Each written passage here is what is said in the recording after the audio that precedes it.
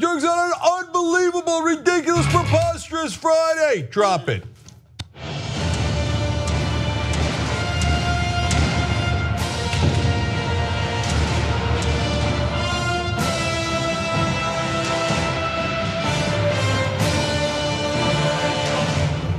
All right, Brett Ehrlich, Francesca Fiorentini, Jake Uger, what is this? What a crazy, insane day as usual.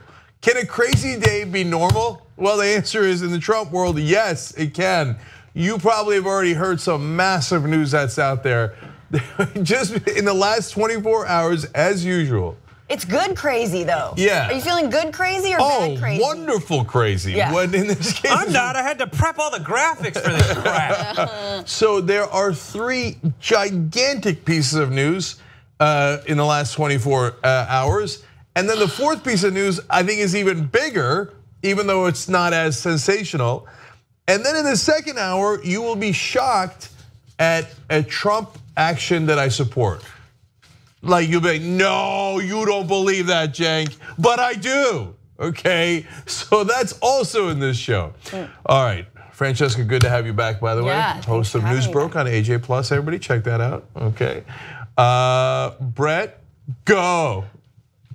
Reince Priebus, chief of staff. You'd heard rumors that he was gone. They're true, he's gone. Trump has replaced him with the Homeland Security Secretary, John F. Kelly. Take it away, Cenk. Down goes Priebus, down goes Priebus, down goes Priebus. Okay, now I would normally play, ladies and gentlemen, we got him, but we most certainly did not.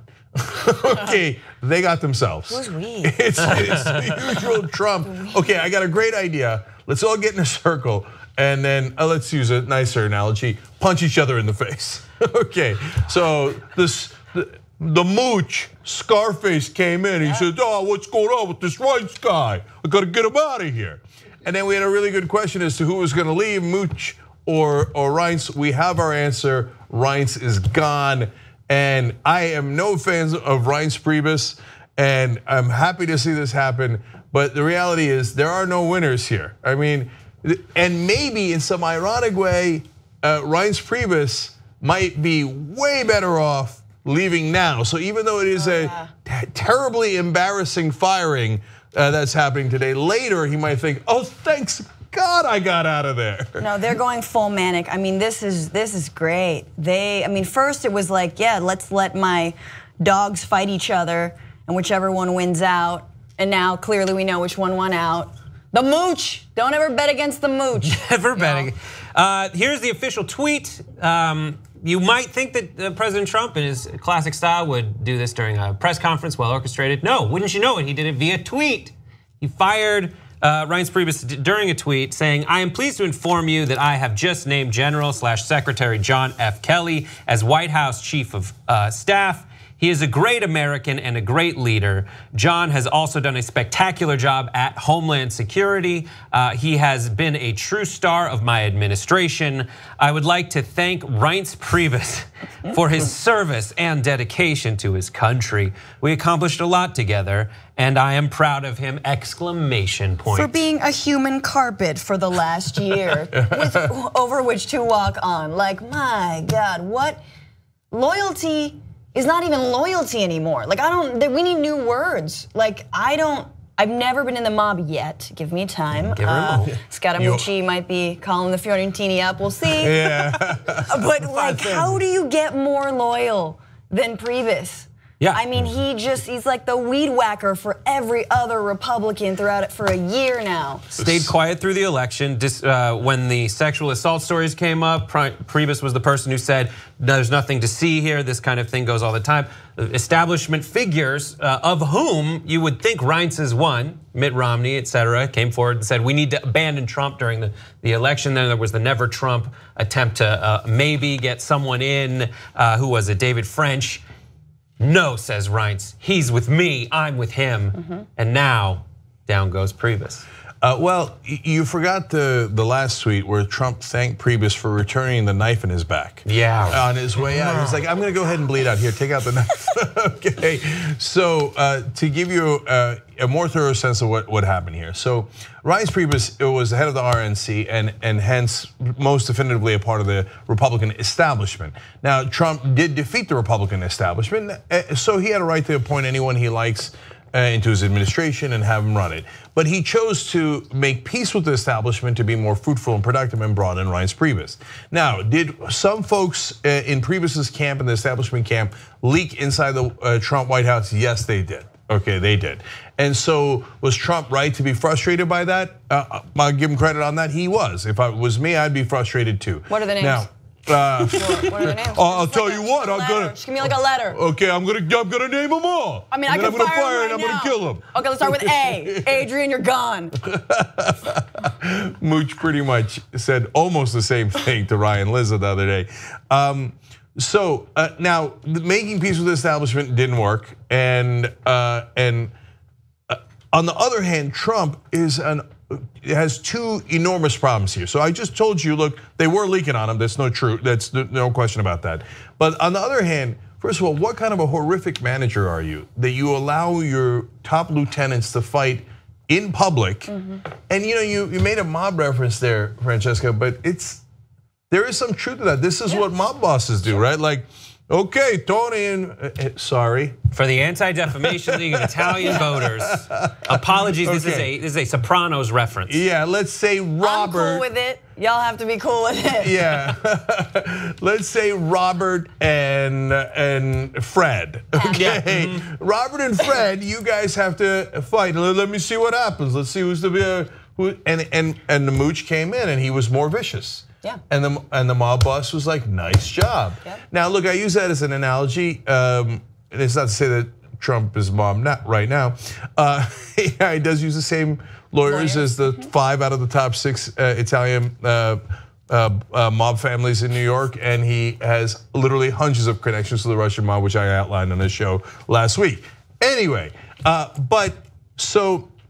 One, horrific management to do this all in public, and it's just such a mess. It's unbelievable. They're not winning with this strategy, and they look ridiculous. They look like fools. But not even on a corporate level. Like, if you think he's a good boss or he's a good leader, like a good boss and a good leader doesn't allow their number 2 and 3 guys to just go after each other, because then you're without either a number 2 or 3 guy, Yeah, and you look ridiculous. Well, and you look ridiculous. You don't look like a strong leader if your whole team is in disarray. Right. Yeah, so. You might not look like a strong leader, but you're being looked at, and it just feels so much like a reality show. It feels like it's done for ratings. He brought in Scaramucci. Scaramucci sick him. He loves it. He likes having these attack dogs, and he loves the attention, not just from the general public watching this all play out, but he loves the attention from the people under him who are fighting so hard, tooth and nail, just to be like, look at me, love me, I'll fight for you, I'll go to war. It feels so much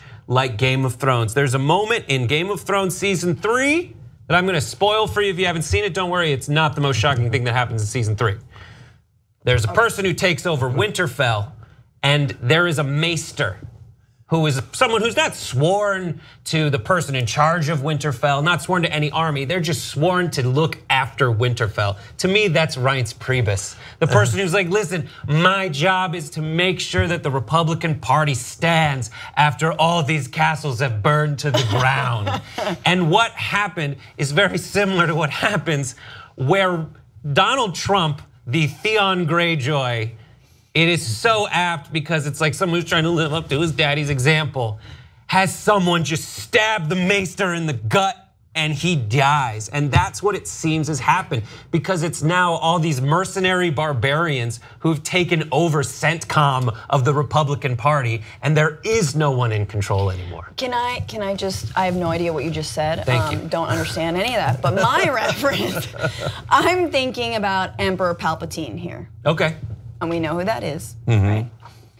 Where's the Dark Lord in all this? Because for me, and I'm just reading, listen, I don't read every single one of Trump's tweets, but the last few days have been very interesting. I think the Emperor Palpatine uses a lot of ellipses. So the banning of trans people in the military, tons of ellipses. This announcement, tons of ellipses. Trump doesn't really use a lot of ... Interesting. I think Bannon, Dark Lord, is behind these tweets. They sound different. No, so I think you're making a mistake there, which is that in Star Wars, there are forces of light and darkness, and there are smart people on both sides, Yoda, the Sith Lords, etc. In this case, there is no guy behind the curtain. It's just the same orange buffoon. He's like, what? Like you open the curtain, it's still him. He's like, what? What's going on? I was in the middle of tweeting, right? So there's no plan here. There's no, because if it was Steve Bannon, Mooch hates Steve Bannon, we know, because he because Mooch just told Ryan Lizza accidentally on the record that I'm not like Steve Bannon who likes to suck his own. Oh, sure. However, he doesn't hate him. However, if you watch the prequels, Emperor Palpatine can suck his own penis. One of his powers, he just goes like, and looking up. Okay, I don't even want to say. Okay, all right. So, but I was also going to use a Star Wars analogy here because interesting. Okay, because there is this Emperor Palpatine. And it is the Republican establishment, not these guys that have taken over for a second, like they're in charge of the Death Star. They're the Ewoks. Ewoks. Trump is more like rocks. Trump is more like Spaceballs. He's got the giant hat on. He's like, wait, am I doing this right? Yeah, and he's surrounded by assholes. Yeah, yes. Right. So no, look, the empire is going to strike back. So, and this is going to lead to an important and serious point, which is that he has burned too many bridges, and now. Spicer hates him, Priebus hates him, McCain hates him. I mean, the list goes on and on of all the people who hate him. Remember, if he's going to protect against impeachment, if perhaps maybe he did a deal with the Russians and the investigators come after him, the Democrats will obviously vote yes to get rid of him. He must hold the Republicans. And if he has shivved every Republican there is, he's not going to be able to hold him. Look at what McCain just did on healthcare. So it's the empire is going to strike back, but this Spaceballs doesn't even get it and doesn't realize because he has no strategy. Right. He is profoundly dumb. And by the way, you guys are right, enormously disloyal. Reince Priebus fought for him tooth and nail to make sure he got elected, even through the tapes where he grabs the women and stuff, and Reince is like, oh, it's no big deal. Who doesn't grab women? Whatever, right? By the genitalia, when they're sexual, whatever, right? They like to do it. And we just all say stuff to impress Billy Bush. Tell me you wouldn't. And just recently in June, Trump again, like the reason I keep talking about my boss is there is no management style in business that's like this, that's effective. There is no management style like this in politics that's effective. This is the management style of the mob. He had all of his lieutenants come out in June and all say good things about him. Oh yeah, Donald, he's fantastic. They kissed his ring. They kissed his ring. Mike Pence just inviting me on the wedding of your daughter. Yeah, exactly. And in that parade of fools that he just made out there, and Sessions just did it too. Sessions, he keeps punching Sessions in the face. He's like, go ahead, Jeffy, tell him what you want. And Jeff's like, oh, I want another one. I'm proud to serve with Donald. I mean, I've seen this movie before, literally. And at that time, Priebus had said, on behalf of the entire senior staff around you, Mr. President, we thank you for the opportunity and the blessing that you've given us to serve your agenda and the American people. That was last month. And then Donald takes him aside and he goes, oh, thank you, Reince, I appreciate that, you're a good boy. Oh, look at that, he's bleeding out. Mooch, clean this thing up, all right? There's an amazing thing I read in the Huffington Post as to one rumor as to why Scaramucci hates Priebus so much. And it was because Scaramucci angled during the transition to get a high profile job within the administration. And Priebus at the last minute pulled Trump aside and said, listen, he just sold his company to a lot of Chinese investors for way more than it was worth. And as a result, I think that deal looks fishy. And the quote that is quoted in the Huffington Post as being heard by multiple people within the White House was Reince telling Trump, you got played. And the feeling of getting played, like that's Reince being calculating and knowing exactly the right kind of thing to say to the president. Not saying it's true, it's still rumors, but these are the kinds of things that are floating around, which is really all we have. Trump's like, do you know about Russia? Okay, I guess not. Oh, China, bad. Oh yeah, I can't believe that was China. And finally, that's exactly why all this went down. it is confirmed that Reince Priebus blocked Scaramucci. Whether he did it with that exact strategy is still not perfectly known. Those are the rumors that Brett's referring to. But Scaramucci has confirmed that yes, Priebus did block him from getting into the administration after he sold his company, changed his life, and then oops. And so Priebus has blocked him several times before, and in Mooch's colorful language, he told a reporter, yeah, he cock blocked me. Okay, these are the classy guys. Remember how they said that Obama was not being classy enough in office? Wouldn't you? Yeah, exactly. Cock block like Scaramucci, like you would throw yourself if he ever got near any one of my friends. I would just throw myself between him and them. Like the dude is just asking to be cock blocked. But let me ask you, Cenk.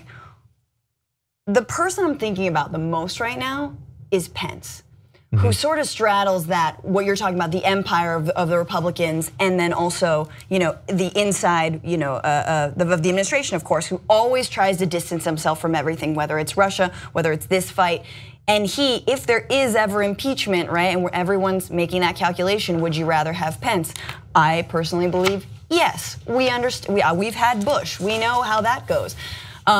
However, I'm just wondering, like, what do you think Pence's play is here in the whole mob lineup? Oh, Pence's play is perfect, and he's doing a really nice job of it. He's a super uninteresting character, but in this soap opera / Game of Thrones / reality show, and you're right, Brett, that's exactly what this is. And boy, it's getting great ratings. Right, this is unbelievable.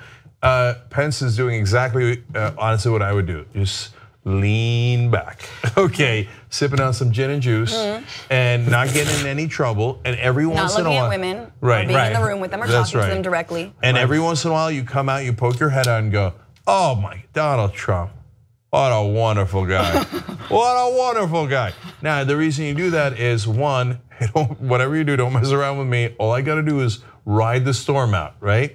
And I'm warming up in the bullpen without you noticing. And number two is, if I get the presidency, I'm going to need Trump's base. I'm going to need them to be angry at everyone but me. So that's why I don't do anything. I just come out every once in a while. Donnie, you did it again. The way you screwed up that healthcare bill, it was amazing. It was amazing. The way you just murdered half the staff. Wonderful, go ahead. I'm gonna go grab a cannoli. Wait, there's like no, we'll talk about it during the healthcare. Am I going too far with the Italian references? Well, is that Pence trying to like be, now I'm Italian, Mike Pence is like women are gross, the least Italian guy there is. Anyway. Just to underscore that, is the one time you heard from Pence surrounding any kind of controversy within the White House was the Flynn moment. And the Flynn moment was when Flynn lied to Pence. And Pence knew that, like, of all the things that are happening, I have covered my ass on everything except this. And I am going to take the lead in saying, all right, let's report this immediately, because there's no way in hell that I want this to come back and bite me in the ass. And look, I got to give Pence a lot of credit. That's also a great strategy move, because once you knock out Flynn, you've knocked out one of the guys who is in on the Russian deal, which then has motivation and incentive to turn on Trump to protect himself, which then takes down Trump and makes you president. Yeah. Okay, but you do it early on. You do it in a way where you got clean hands because, hey, everybody, he lied to me, and that's on the record, right? So I'm aggrieved here. I'm the aggrieved party. So far, Mike, I see why they call you Mike in Indiana. So now we have a. This is well played so far. They just call me Mike, and I ride motorcycles, and it looks really awkward. Now we have John K. What is his name? John F. Kelly, the White House Chief of Staff, new one. What does that mean? He's a former general. He ran Homeland Security. Today in the speech in Long Island, 2 law enforcement officials, 10 to 15 times it seemed like Trump was saying, this guy is a star. He's one of the stars of our administration. I think he mentions it in this tweet, a true star of my administration. What does it mean having a general who ran Homeland Security as Chief of Staff? What do we expect? Not a damn thing. Okay, so let me explain 2 parts of this. One is John Kelly is a general, so despite all the stuff that he said about the generals during the campaign, Trump respects him. He's like, oh, that's a man of status. I like men of status. He's filled his administration to the rim with generals after he talked all that smack about the generals during the campaign. We're not winning. They don't know how to win. I'm going to come in. I'm going to show them how to win. And then he's like, oh, I don't know what I'm doing. I need a lot of generals around me. They're high level people, right? They're successful. And then second of all, he likes Kelly because he's like, okay, I want you to ban the Muslims and do all this stuff. And General Kelly was like, yes, sir. Okay, what do you need, sir? That for years. Right, Muslims. I didn't like him anyway. Let's do it, right? Muslim, I barely know him. Yeah, and the reason it doesn't mean anything, the reason it doesn't mean anything is because you think Trump won't turn on him. Yeah. TikTok. But does he even really have any power? I mean, Scaramucci reports directly to Trump. I just don't even, at this point, I don't know. It's a chain of command person. He wants some, if Reince Priebus, known to pull people together and say, all right, to keep the ship together, whatever that means. You have a general who responds to the commander in chief, who's like, exactly, like I'll do what you say and I'll respect the chain of command. I hate insubordination as much as you, to the point where like we court-martial people and prosecute them if they ignore the chain of command. So, look, it's Scaramucci is relevant, the communications director, but chief of staff sets all the meetings for the president. If done right and appropriately, the chief of staff is an enormously important position. But this guy is so out of control, Trump is. How can you set a meeting for him? How can you set anything for him? He's just all over the place. So the chief of staff hence is less relevant than they normally would be. But fewer leaks, maybe there'll be fewer leaks. Maybe. Okay, guys, we got to take a break because there's a million other stories, okay? When we come back, the Maverick, finally the Maverick. And of course, Republicans are furious, and I love it. Okay, we'll talk about it when we come back.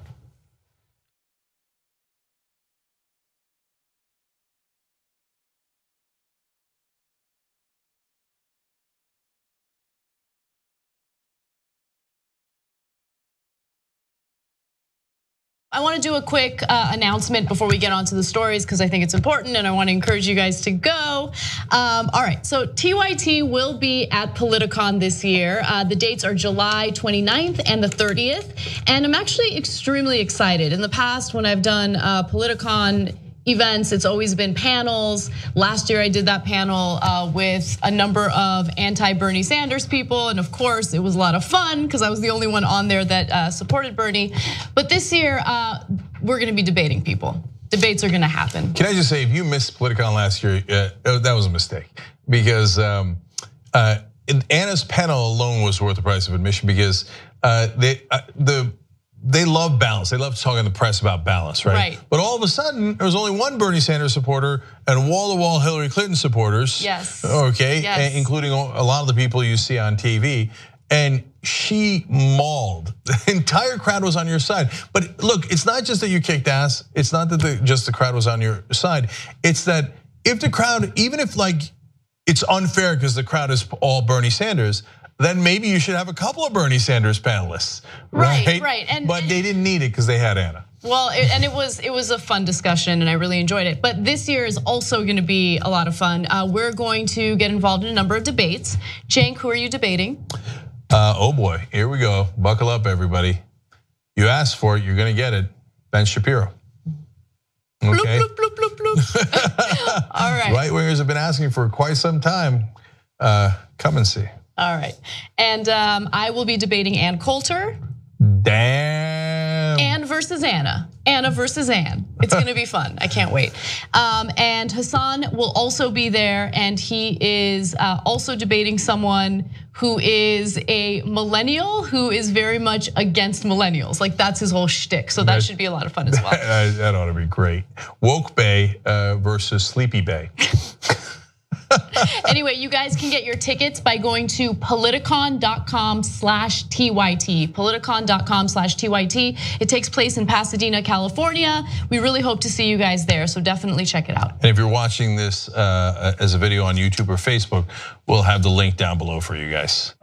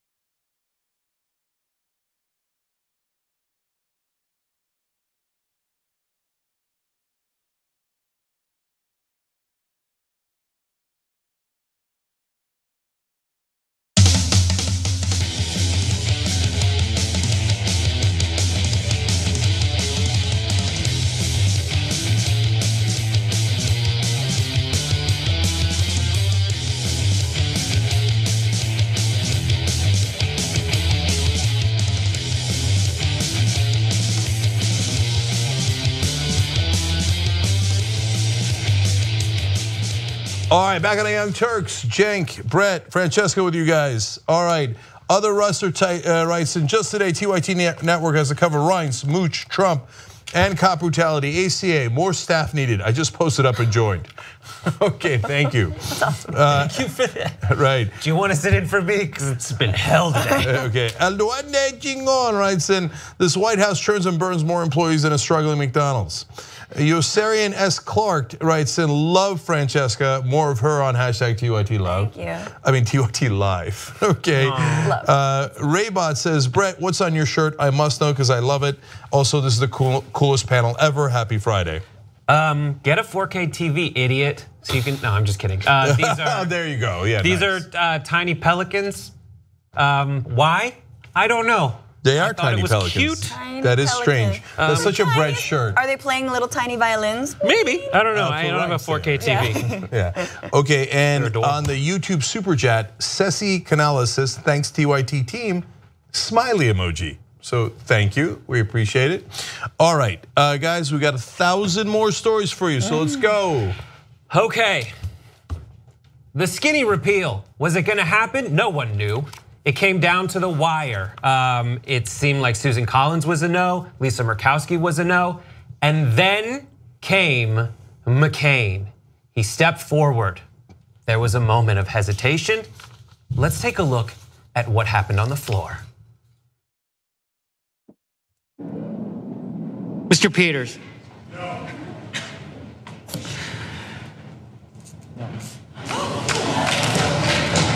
Oh, it's so good.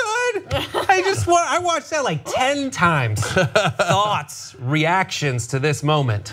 Okay. That audible little, oh? Yeah, voting it down, which killed it. It would have been 50-50 with him, and then Pence would have come in and made the tiebreaker. It would have moved on to like this tiny room of people to reconcile to how the House and the Senate bills. But now, that's it. The skinny bundle was rejected. Okay, so let's break down the drama that happened before he voted. So McConnell thinks he's the Republican leader in the Senate. He thinks he's got all the votes lined up. He knows from the day one that he didn't have Susan Collins, and he's known for a long time he doesn't have Murkowski. So they need to hold every other Republican senator. Somehow he convinced that idiot Dean Heller, who's now gonna lose his seat in Nevada, to vote for this disastrous bill. And the bill, by the way, the substance is super important. This actually is arguably the worst of their proposals. 32 million people could have lost their health insurance because of this, because there was no replacement. They just gutted Obamacare and let us bleed out. And next year alone, 17 million people would have lost their health insurance, let alone overall 32 million. So it's a terrible idea. The earlier plan that was not as bad was at polling at 17%. The earlier plan was disastrous, and this was worse. So, but McConnell somehow twisted arms, got the donors involved, whatever, and Dean Heller and Rob Portman and all these guys who are in swing states just walked off the plank. Like, okay, I vote yes, even though this is probably my last vote. Okay, I vote yes. And then McCain, who was supposed to vote yes, came in and is like, sorry, all of you. I prefer presidents with better healthcare plans. Actually, we have a reverse angle. We have a reverse angle on that slightly different cinematography. It's video 2. Here's actually just a more detailed account visually of what went on.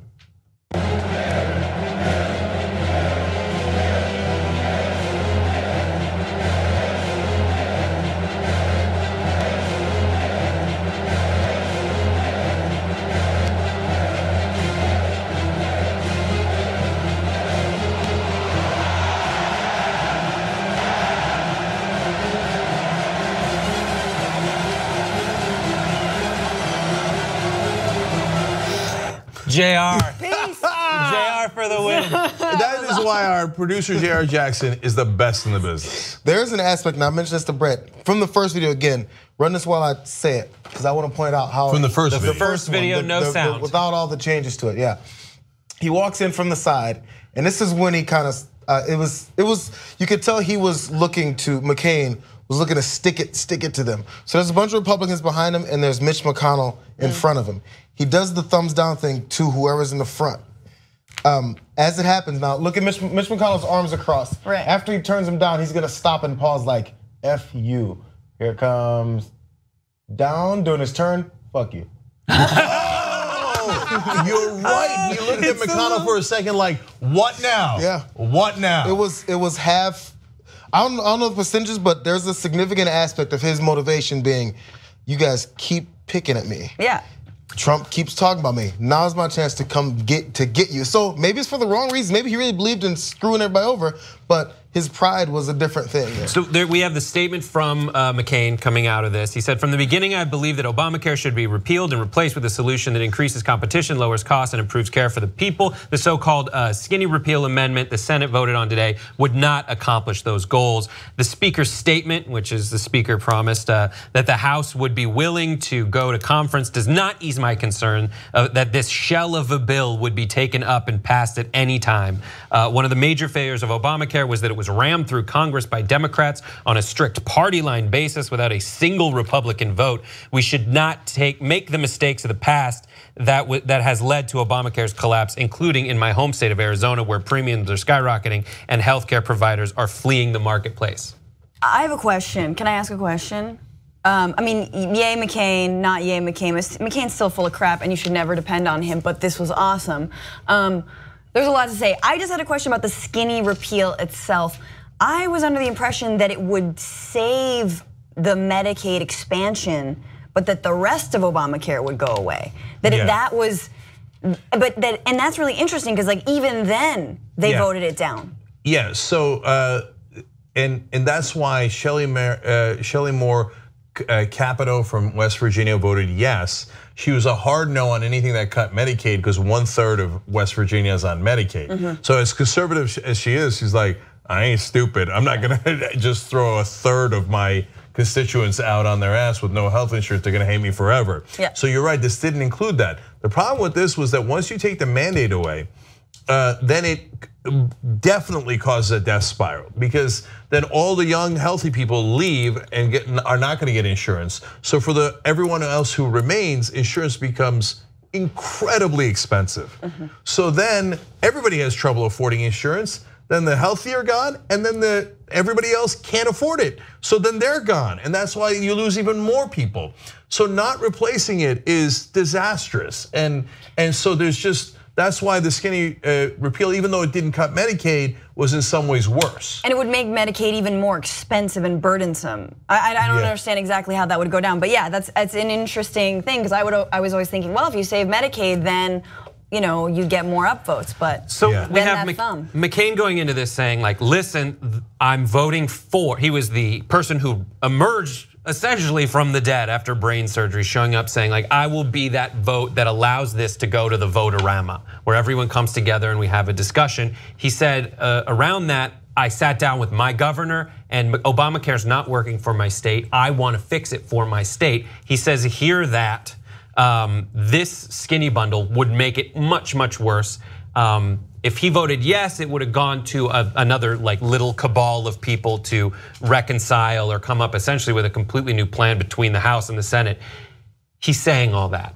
Yeah. But was a little bit of what he did a response to all the people who called him a sellout for coming back to take money away from healthcare from people, and the quote saying, I like people who didn't get captured by Trump about McCain. This feels so Game of Thrones of like, you screwed me over once and I'm back.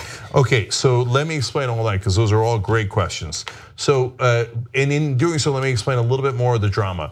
So his fellow Republican from Arizona, Jeff Flake, who was also trying to in some ways be a moderate but failing miserably at it, had pulled him aside and said, look, we're all going to walk the plank. If you don't walk the plank with us, we're all screwed. We all voted for that and you got nothing out of it. And he tries to convince McCain and McCain says no. Then other Republicans come and try to convince him, he says no. Then the president calls, President Trump actually got stopped playing cowboy or fireman for a second and actually did something, okay, and he calls McCain. McCain's like, no. Then he goes to the Democrats. The Democrats are like trying to convince him. He's like, I'm done with this. And he says, quote, let's get this over with. And then he comes out with a famous down. He also said, watch the show. That's right. He said, watch the show now, okay? So, and that goes to your point, Brett, about this is a little bit of drama. So, and so his official reasons are legitimate. and breaking those down. He has been saying from day one, this is not regular process. What we need to do and what we criticized Obama and the Democrats for not doing, which is actually not true because they debated it for a whole year. But his point is, we're supposed to debate this thing. McConnell wrote it by himself in his office. He didn't ask anybody for any input, and he just forced it on here and goes, here, vote for it, right? But we didn't do anything that we said we were gonna do. We did no hearings, no discussion, no debate. So I told you that was my problem. And so that's why I think he looks at McConnell there for a second like, I told you not to do it this way, and I told you not to mess with me. God, it's so, I forgot that they did that. Yeah. I forgot it was this. Yeah. Beautiful. So that's point one. Second of all, he's right about the specific thing that you read, Brett. If they go to conference, the way that a bill normally goes is either the House or the Senate passes first, the other one passes it. They usually pass different versions. The language will be a little different. They'll have a couple of clauses that are different. Then they go to a conference and come up with one joint bill, which then goes back to both houses. It has to be the same, and they vote on it. Or they could just take one of the two versions and say that's the one, and we're done with it. So McCain is saying, if I say yes to this in the hopes that we get a new bill coming out of conference after we negotiated with the House Republicans, and then we get to revote, they tell me don't worry about it. But no, the House can just accept this because we're not gonna get a yes vote on anything else, in which case I just voted to take away insurance from 32 million people. Right. And I'm not gonna do that. And McConnell, you want me to trust you on that? No, and then the look, to be fair, to be accurate, it was this and then what now, okay? So that's why he looked at McConnell that way, because of those 2 points. But is there more to it? Of course. So people got all over, not on TV. On TV, they're like, oh, bravo, what a great speech about process. And this hero comes back from brain cancer and votes. But online, everybody was like, hey, you schmucks, he voted the wrong way. Like, I don't mean that just ideologically because we don't agree with him. He voted against his speech. He gave this speech about we have to follow regular order. And then he's like, right. And I will vote against regular order. We'll go to do this vote-orama, which is not at all what I'm in favor of or have ever been in favor of. We take it seriously, so we will call it the vote-orama.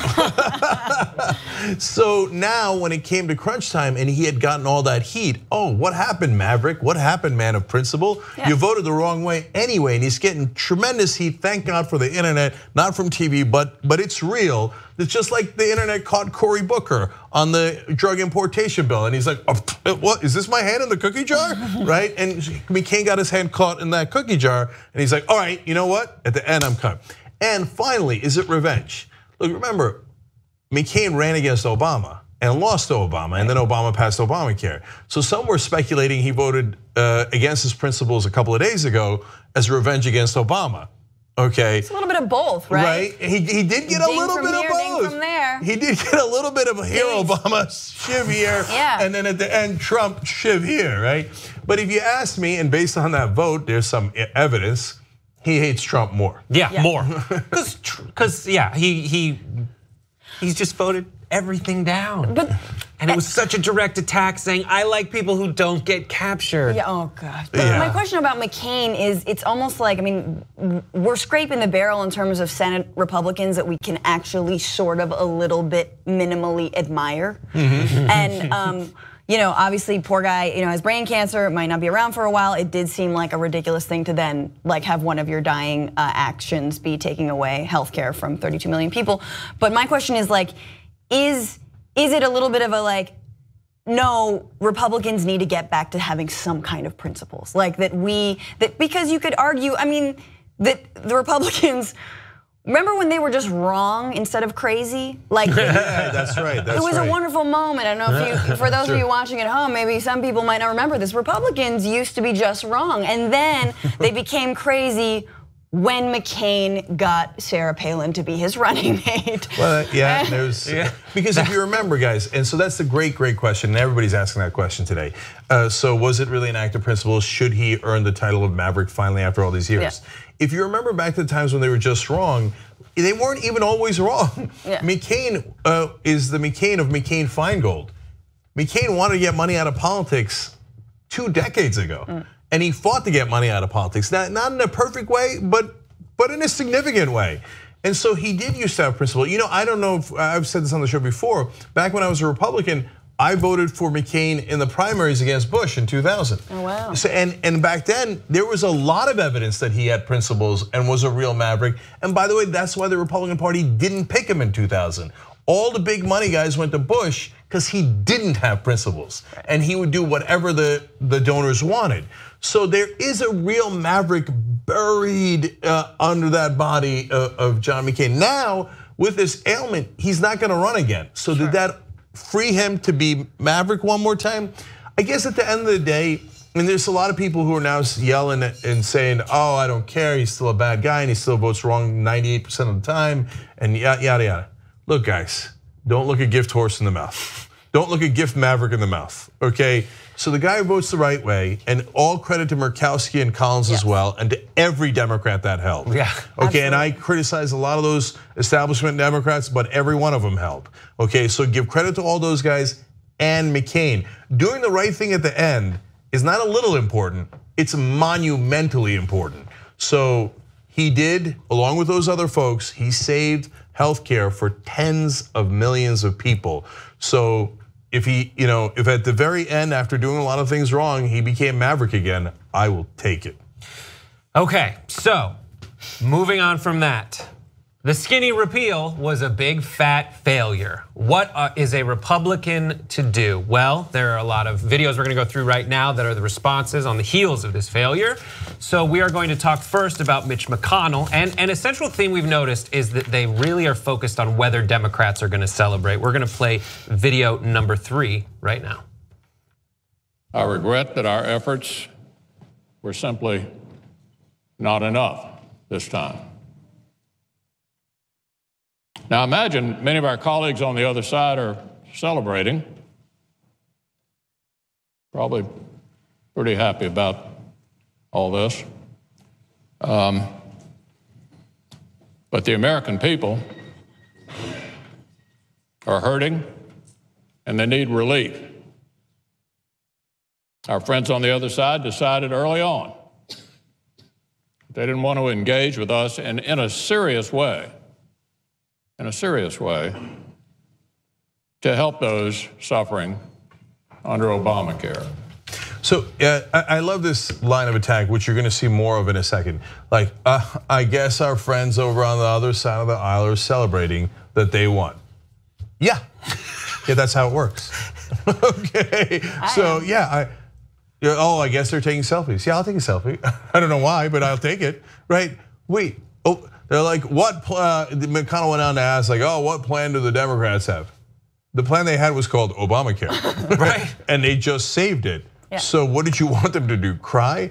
What a bizarre talking point. Only in Washington and on television would such an insane talking point be given any credence at all. Yeah, how prepared do you think he was to give that speech? Yeah. Given that he was standing there next to McCain, going like, all right, let's see. The Republicans are just they've been throwing an 8-year temper tantrum over the Affordable Care Act. Honestly, they don't know what they want. McCain is right. If they had 7 years, they've had 7 years to come up with anything that's better. Oh, but guess what? This is a huge handout to the healthcare industry. This was a Romney plan. I'm sorry, can we not remember? It's a win-win if you are an oligarch, essentially. Like, I mean, and it's a win-win for people who need healthcare, but it definitely further entrenches the privatized system, et cetera, et cetera. It was originally a Republican plan. So what the hell? They have nothing, and we know this, and so now it's just like, we don't have anything else to say. The American people are, no, they're not suffering. You can see they've got more care. And Obamacare is now polling above 50%, is actually pretty popular. It's hard to get any bill that is in effect that has downsides above 50%. So I thought Obamacare had the same downsides that Francesca just mentioned, and we talked about it at the time they were passing it. There's no price controls. It lets private insurance charge whatever they want. And by the way, progressives were right about that. Yeah. We said, and all the establishment Democrats assured us, no, there's plenty of price controls in the bill. No, there wasn't. We were right about that. It's nowhere near perfect, but it's above 50%. It's popular. You know why? Because the American people just saw the alternative. Yep. And the Republican proposal, even before this last one that's even worse, was polling at 17%. So don't quote the American people, Mitch McConnell. You don't speak for us. Nope. The polling is incredibly clear on this issue. They hated your plan. Yeah, it was so bad. Let's look at another response, this one from Ted Cruz, who offered his own amendment to the healthcare crisis attempted solutions. Here is video 6 we're gonna go to, Ted Cruz's response. Similar. In the next 24 hours, in the next week, Democrats will crow exultantly. They will claim total victory for a collapsing and failing law that is Obamacare. And the media will write story after story after story about how Obamacare will remain, even though it is failing and hurting millions of Americans. But after all of the chest beating off, after all of the proud victory laps of the left, I believe this Congress will come back, and in time, we will honor our promises. You know, senators are going to go home in the next few weeks. They're going to go home to their states. And they're going to face their constituents. They're going to have hard questions of people who look them in the eyes and say, why did you lie to me? And by the way, it's not just going to be the senators who voted no. The senators who voted yes are going to be asked, why did you lie to me? Because the voters are not going to distinguish. They're going to say, you guys promised to do this and you failed. Okay. Why would the voters rise up in their fury and be like, why did you not pass the bill that we all hated?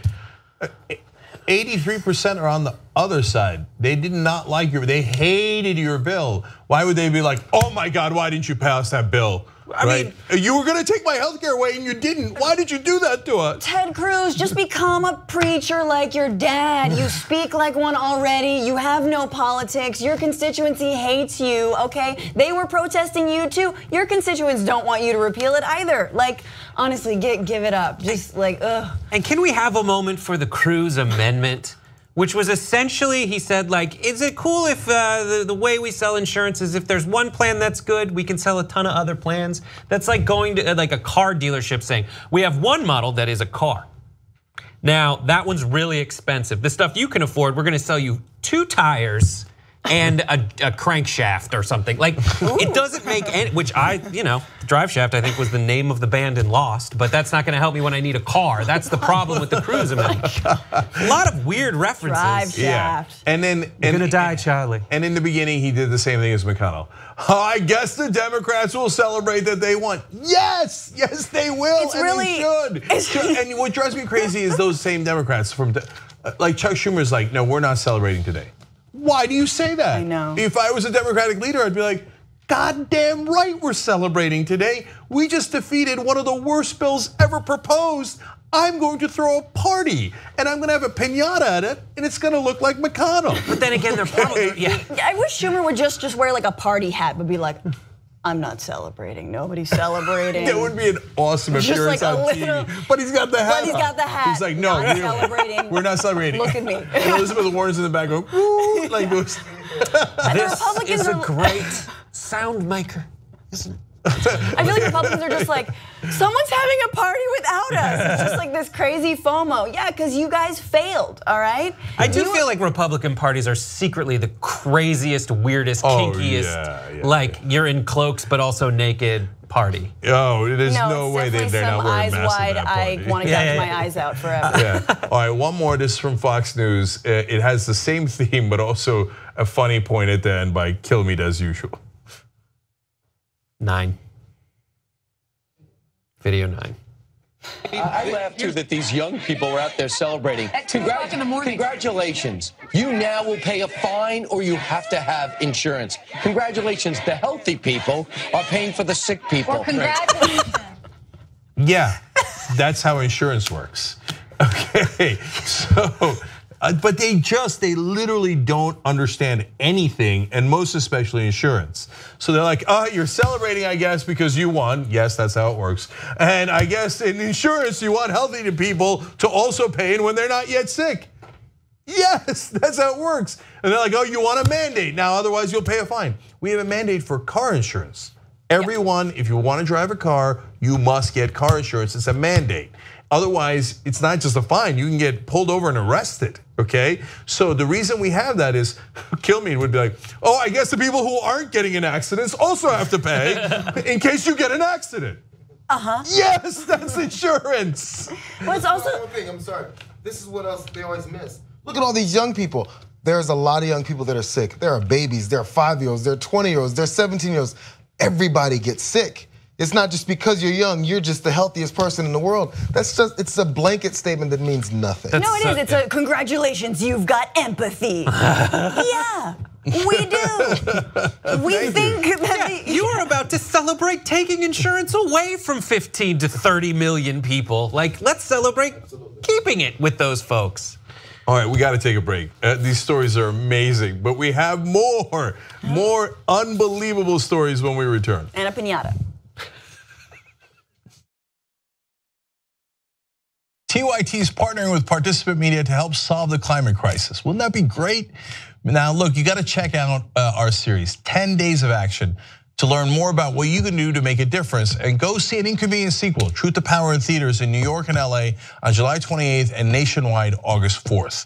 If President Trump won't lead, we should. The American people have to do it.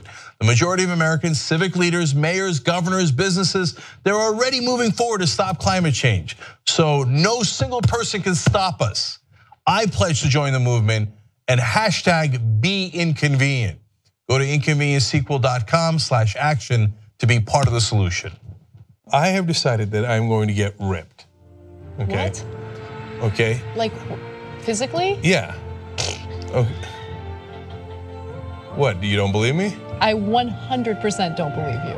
I will get so ripped, here's my prediction, that someone at TYT will say, Cenk, you've got to stop working out. We're tired of you winning. So you don't believe me? Cenk, you don't have time to like do your daily duties for the main show. Duties. You don't even have time for your daily duties. Because what you guys don't know is how great my muscles already are. It's absolutely possible, but you can't have Leah run to the food truck to get you like 2 different types of grilled cheeses with like tater tots for lunch. Like you can't have that anymore. Let's see what happens.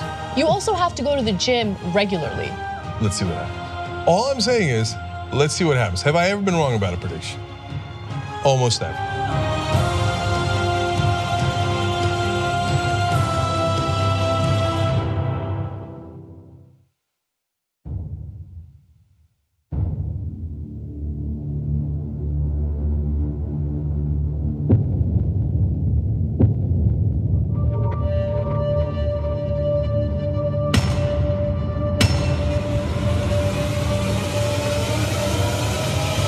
He's a war hero. 5.5 years. He's a war hero because he was captured.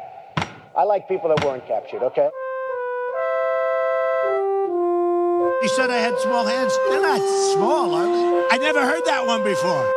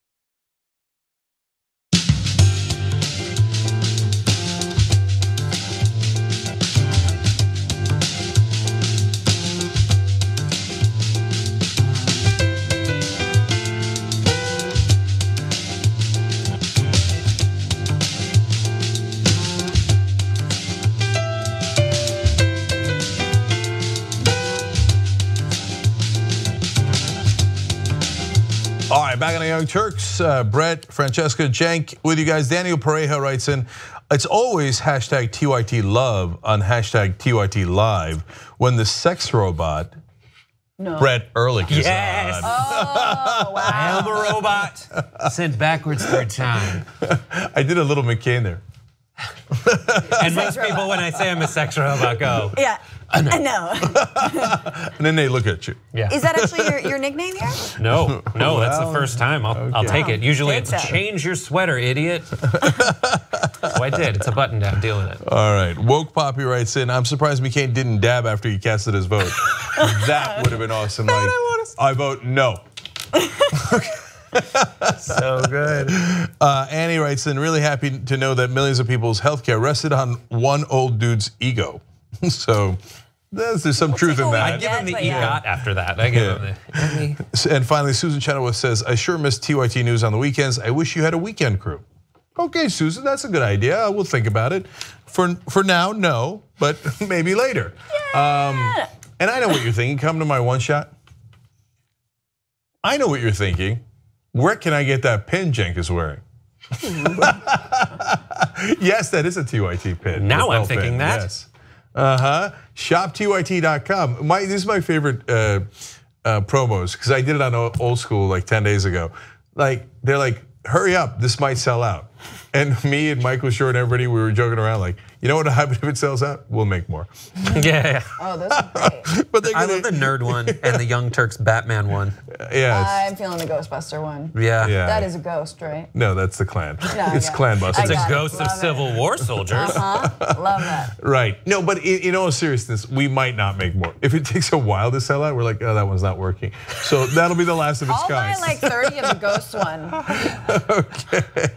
Sweet promo, Cenk. I know. I'm giving it super real. Can you zoom? You need to zoom in extra hard, and I'll just be.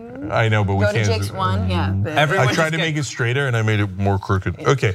Anyways, and of It's course, shiny. Young Turks. Oh, want seek their lawn. Okay. ShopTYT.com. All right, let's go. What's next? We now turn to Russia, where it's cold.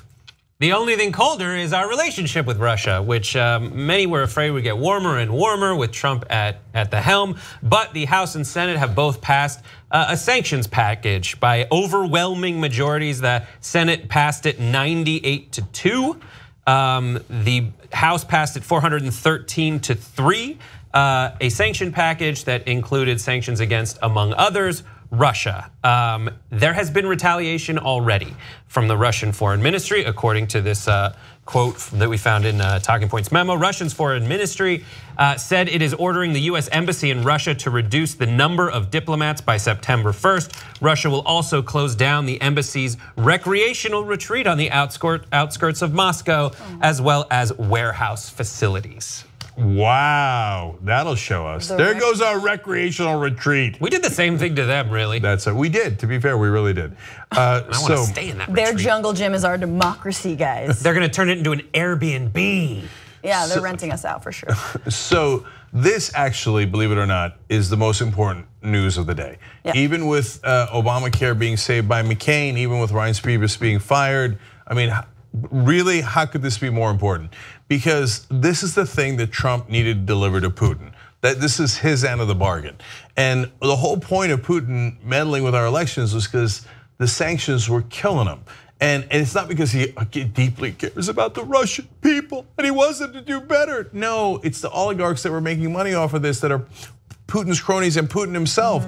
And one of the things that the sanctions did was it froze their bank accounts. They're super mad about that. Not everywhere, they still have plenty of money, but it did freeze them here in some instances. So this, and it stopped a $500 billion deal that the Russians had with ExxonMobil that had a potential revenue of $9 trillion. So there was all the money in the world on these sanctions. So the whole, and that's why Trump had been saying all along, oh, we got to get, we got to improve our relationship with Russia. We got to look at the sanctions and see how we could improve it. And as they were proposing this in the House and the Senate, Trump sent his guys to go, no, don't do it, don't do it, okay? And he tried to weaken the bill and get rid of the bill, and he was not successful. And then when it looked like they were about to pass it, Scaramucci yesterday comes out and is like, well, that's because the president might have to veto it. They're like, you're gonna veto a bill that passed 419 to 3 in the House, right? And he's like, well, because he wants the sanctions to be stronger. Yeah, negotiate an even tougher deal against the Russians was the exact quote. And then, so all the press was asking, so they're like, wait a minute, then why were you lobbying for all these weeks and months to make it weaker? Okay, it makes no sense at all. So if Trump cannot deliver on his end of the bargain, what does Putin do next?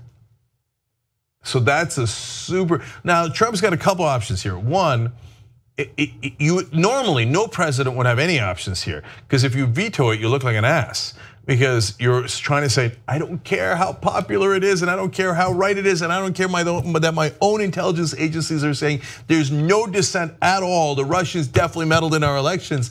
I'm going to do Putin a favor anyway, and it'll be a temporary one because they're going to override my veto. But I got to show my loyalty to Putin. Well, that shows us what the game is, what the deal was, and it's super obvious that you're on the side of the Russians and their meddling, right? And so if he does that, he's damned, because we know exactly what he's up to. On the other hand, if he doesn't veto it, which is at least a show of respect and loyalty to Putin, if he doesn't veto it, he hasn't shown that loyalty to Putin, then God knows what else Putin releases next. P-tape. Where's the reggae horn? P-tape. Okay, now look. Come on. So P-tape aside. Did you edit one of those together, JR? Oh yeah, No, wait. maybe later. Oh, we can do a JR. Sex and the City. I got it. Trump, R. Kelly. Put together a mixtape. Anyway, so. But in all seriousness, you know how that story broke about how Donald Trump Jr. had a meeting with a Russian lawyer, and there was the emails very clearly saying, now remember, this is the Russian government trying to help your father. And I said at the time, man, that looks like a setup. And they gave him no useful information, but all of a sudden they had Don Jr., Jared Kushner, and Paul Manafort, his campaign chief, all on the hook for meeting with Russian officials, which could be illegal in 2 different ways. So they had compromat on them. And remember, Trump goes and meets with Putin. Putin asked for things in 2 different meetings, apparently did not get them because Trump does not have the power to give it to them because Congress is blocking him.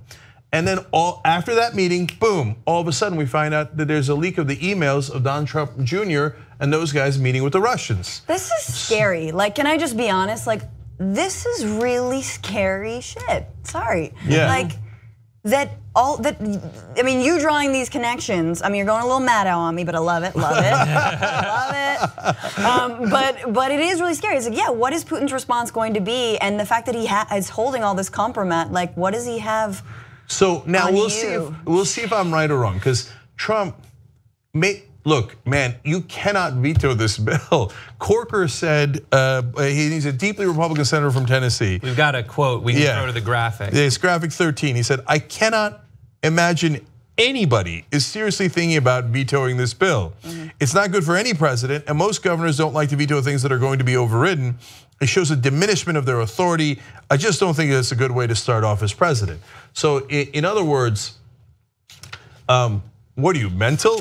In the Senate, it was 98-2. You know that we can override your veto. We need to get 2/3 to override your veto, which would normally be difficult, but in this case is exceedingly simple. So you just be punching yourself in the face for no reason at all, unless there was a reason. Yeah. So, and if I am right, look, I don't know which way he's gonna go, but let's say that he does not veto it because it's pointless. Yeah, can't. Yeah, his advisors say, what the hell would it prove? It wouldn't help Putin, it wouldn't help anybody, it's gonna get overridden. And we'll look guilty. If we were gonna look guilty, but it worked and they couldn't override your veto, let's do it, right? But it won't work anyway, so why bother looking guilty? What about trying to, I mean, I think the whole Trump tactic has been to speak to this silent majority and apparently their base that is dwindling and dwindling and dwindling, but you override Congress. I mean, you veto it and say, Congress is against the American people. I'm with the American people, I have their backs. Trust me, like this is gonna lead to better deals. Russia is our friend, all this other stuff. I mean, that's the only strategic, obviously also shooting. He would have to say Russia is our ethnic friend. Like they are our race friend. Like that's the only way it could be more of a dog whistle to these people. And I don't even know who this Russian argument resonates with. That's the thing he kind of wants to, do all this populist stuff over here, make you focus on that, and then behind closed doors appeal to Russia. Because I think by and large, these people who are the populist supporters of him, who take all the race bait, they don't gravitate toward deals with oligarchs. But I don't think that his populist supporters are the ones that take all the race bait. I'm talking about the very alt-right folks who were protesting, Confederate statues coming down, who were literally with tiki torches, right. They were tiki, saying Russia is our friend. Russia, that is a scary chant. So, but I could see him doing it also because once you have the veto button, you're like, ooh, that button looks good. Yeah, right. So ridiculous. So, and by the way, don't get me wrong. Sanctions are not by themselves necessarily a good thing, and there's a lot of different opinions you could have about it. And there's North Korean and Iranian sanctions in here, and some people who are against being interventionists, like Rand Paul and Bernie Sanders, are the two votes that actually voted against it. I understand all that, but that Trump is not going to have a principled position. Like, hey, you know what? I think I agree with Bernie Sanders on this one. He's going to say it. He's going to say that even Bernie Sanders was against this. He will, but he won't say that Bernie Sanders is against the Iran sanctions because it jeopardizes this nuclear deal. He's not going to say that part. Yeah. So and finally, so if I am right and he's forced to veto it, then if at that point Russia could release more compromat. Now, I'm giving you that as a marker as usual ahead of time. So if those chain of events happens and he vetoes it, and then next week there's new stuff that's leaked that is damaging to the Trump administration, then you'll know what happened. But now we got the mooch. The mooch is gonna fire him. You're all fired. Yeah, mooch, good luck firing Vladimir Putin. But here's another thing. I think what's more dangerous and interesting is how it does lump Iran and North Korea. And I think it's important for us to remember that these are not the same countries. We shouldn't handle them in the same way at all. And the Iran deal, which was very historic, this is definitely going back on that. So I think it is an interesting holdout for Bernie Sanders. I'm eager to read more about why. North Korea, which is launching ballistic missiles just today, happy Friday, but also backing them into a corner is not the way to go if you want to protect South Koreans, North Koreans from themselves, really. So anyway, I think I'm eager to see how this shakes out in so many different ways. All right, we got to move on to the next story. All right, so let's do this one real quick. Okay, the tax story, right? Yep. Healthcare's in the dumper. What next? Tax reform, it seems. There is a push now that healthcare's out of the way to focus on one of the main promises of the Trump administration, and Republicans, which is the tax reform initiative. There is a new event, in case you want to put it on your calendars for Monday. It is hosted by the Koch brothers and their affiliated organizations. Who's there? Well, Treasury Secretary Steven Mnuchin, and according to Graphic 16, Steven Mnuchin and White House Director of Legislative Affairs Mark Short are slated to speak on a panel at the Newseum event, along with Freedom Partners Chamber of Commerce Executive Vice President James Davis and Americans for Prosperity President Tim Phillips. Freedom Partners and AFP are both backed by wealthy GOP donors, Charles and David Koch. What are they going after? Well, the Koch network has committed to spend millions of dollars on its efforts to champion tax reform that follows 5 principles. Simplicity, they say, efficiency, equitability, predictability, and no new burdens on taxpayers. As part of that effort, AFP and Freedom Partners have run digital ads urging lawmakers to tax reform that follows those guidelines. Good luck on the predictability aspect of the Trump White House. Okay, so here's what's happening, deciphering this for you guys. This is the main thing that the Republican donors wanted. And in fact, Paul Ryan admits that the whole healthcare plan was to get tax cuts for the rich. Now, we told you that from day one. Of course, on TV, they're like, oh no, these are honorable gentlemen with ideas about how to improve healthcare. No, Paul Ryan explained that doing so, getting rid of Obamacare, would remove the law's related taxes and allow the GOP to lower tax rates even more dramatically. That's why they were trying to get rid of Obamacare. Now, they failed at that, so they're now moving on and going, screw it, let's just do the giant tax cuts by themselves that we were planning. We were hoping to do tax cuts under healthcare and then do the giant tax cuts. Oh, golly gee, I guess we'll just have to do the giant tax cuts. And Paul Ryan had proposed to level the field a little bit more by doing an import tax, basically. And he was saying, like, I mean, we're going to create a giant deficit when we claim we care about deficits. So let's just make that giant deficit just a tiny bit smaller by at least bringing in some revenue from an import tax. And the Koch brothers said, no, we import things. I don't want to pay that tax. What part of my bribe did you not understand? And it's gone. It's gone. So now there's no check, there's no balance, there's no extra revenue. This is a multi-trillion-dollar giveaway to the rich and the corporations. So this is the Republican agenda, so I want to lay out a marker for you guys. This is the one thing they will definitely pass under Trump.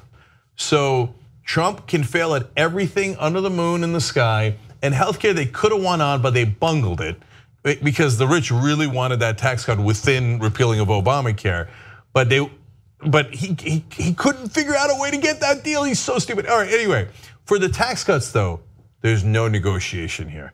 I've told you before on the show, I read quotes from the donors who have come out from behind the curtain and said, look, I want to make this clear. This is do or die, okay? You either pass this, or they said, there was a quote saying, we're going to turn off the piggy bank. Wow. Okay, so Republicans, you must pass this. I don't care what happens with your voters. You're never going to get a dime from us again. The whole point of our legalized bribes to you guys was to get this in return. So, and they will. And not only will they, I'll go further with my prediction.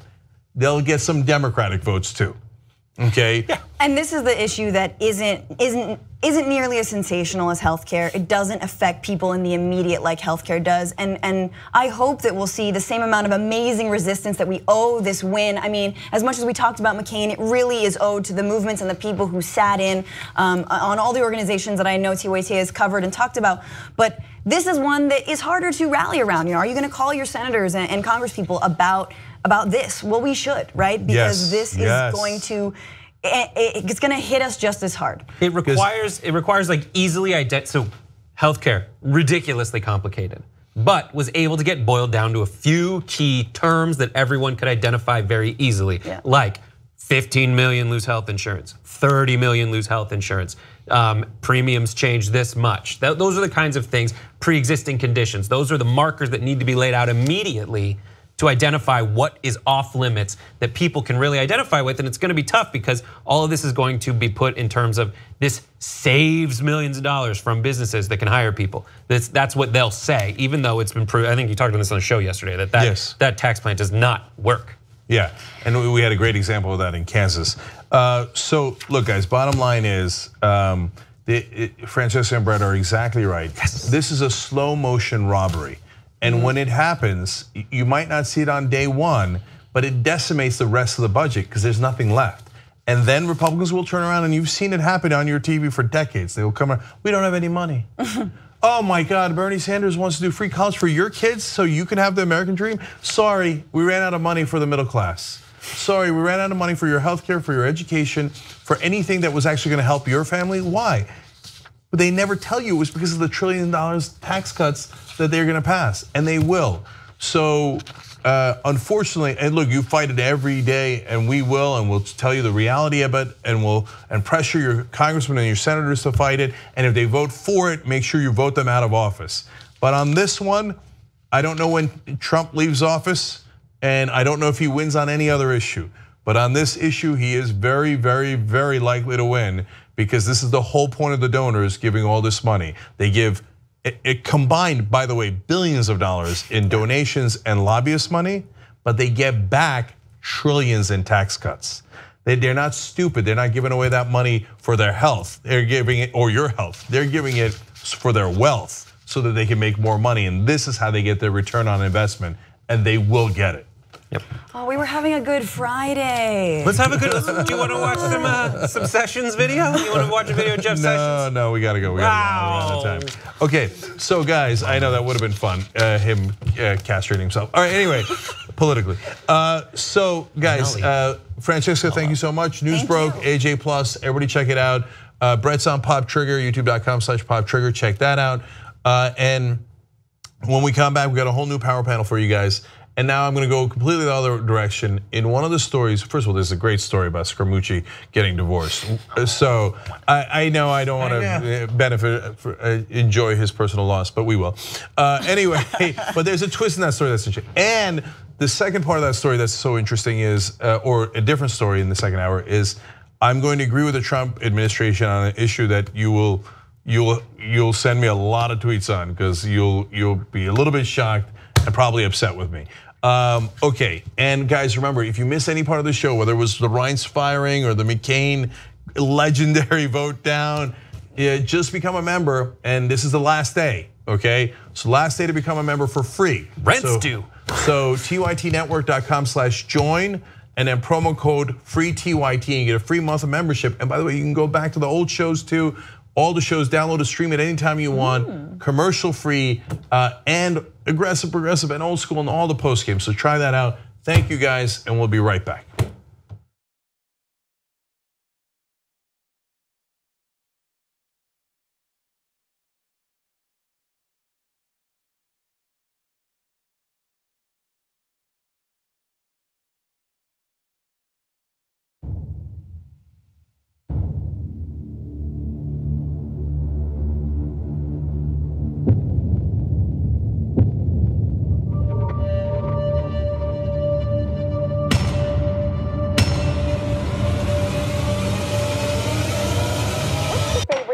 You have in common with your daughter? I was going to say sex, but I can't relate that to her.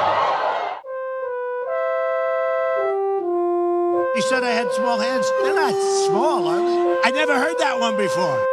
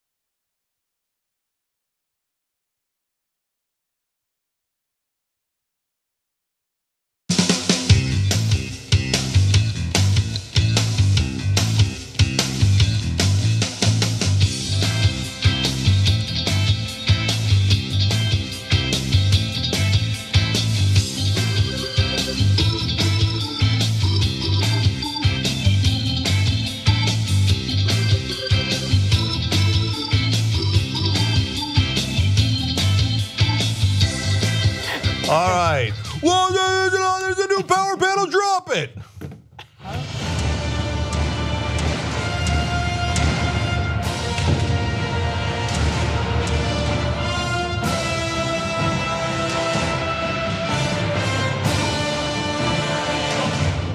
All right, look at this. Ida Rodriguez is back.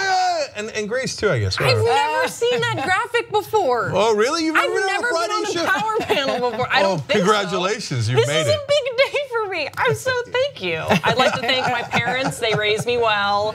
I'd like to thank Cenk for this opportunity. Thank Irina. All right. So as you can tell, new power panel for the second hour, and there's a good amount of controversy in this hour, which we're going to get to in a second. Let me read a couple of quick teats for you guys. Please don't read any teats. I would really rather we not go there. I know it's a Friday show, Cenk, but children could be watching.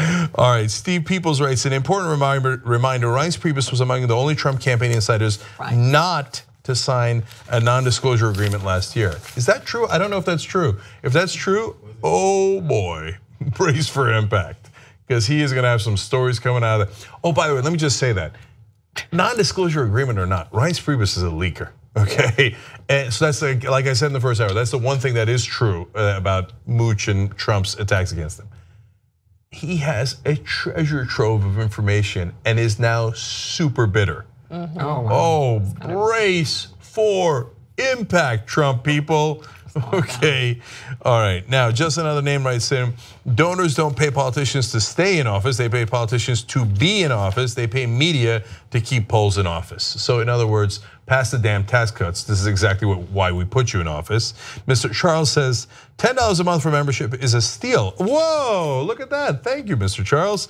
I'm now winning with TYT old school. Believe me, I'm winning bigly.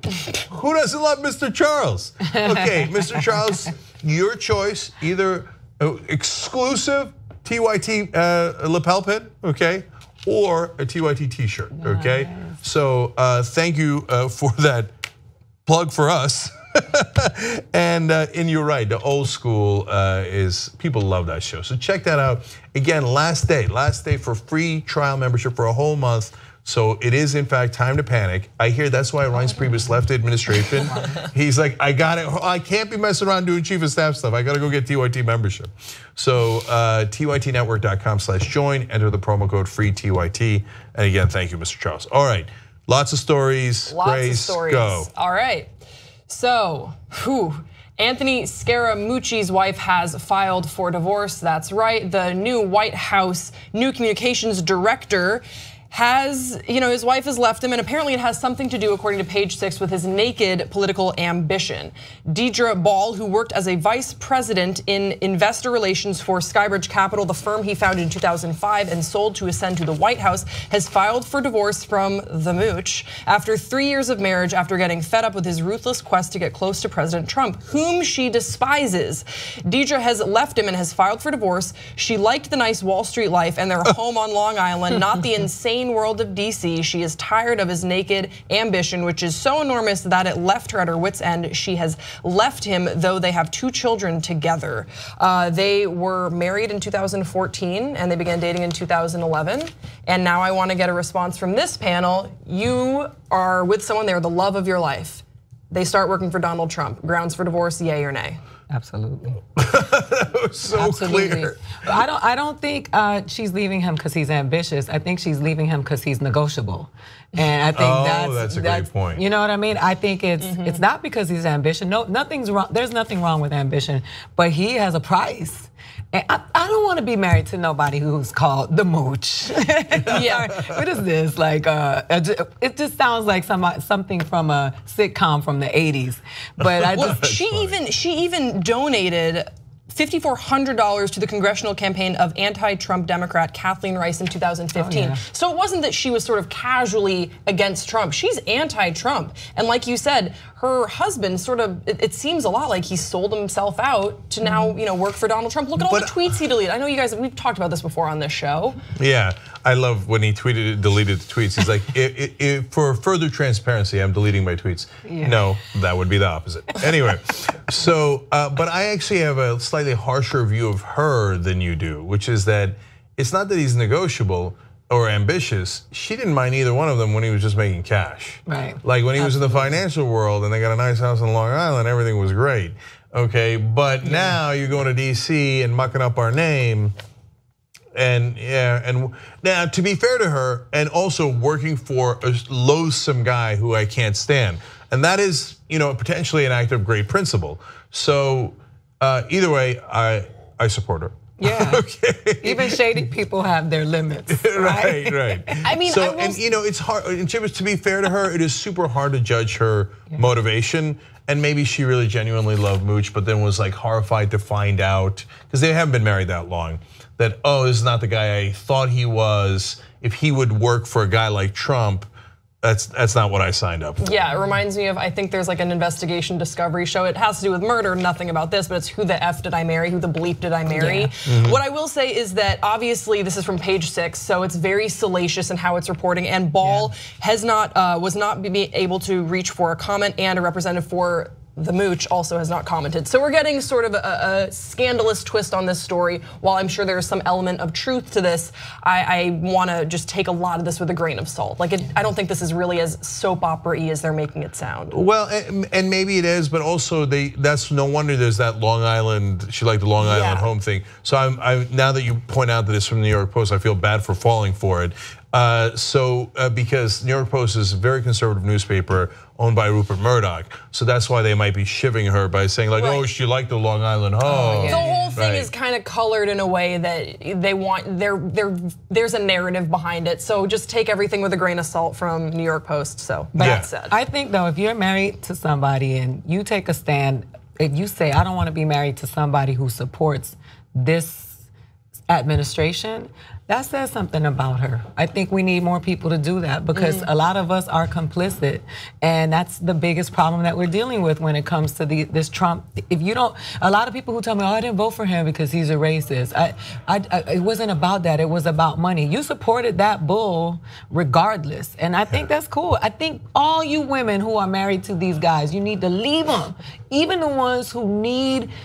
I'm not gonna say it. I'm gonna be good today. I've asked those questions in meetings, I asked Anna and everything, with Jeff Sessions, any of these guys that work under him, and they get on their knees for him. I was like, they still go home to their wives and their spouses. Turn off. And then don't their wives look at them and go, "Wow, I saw you on TV today. I would lose a lot of respect for the way you're kissing this guy's ass."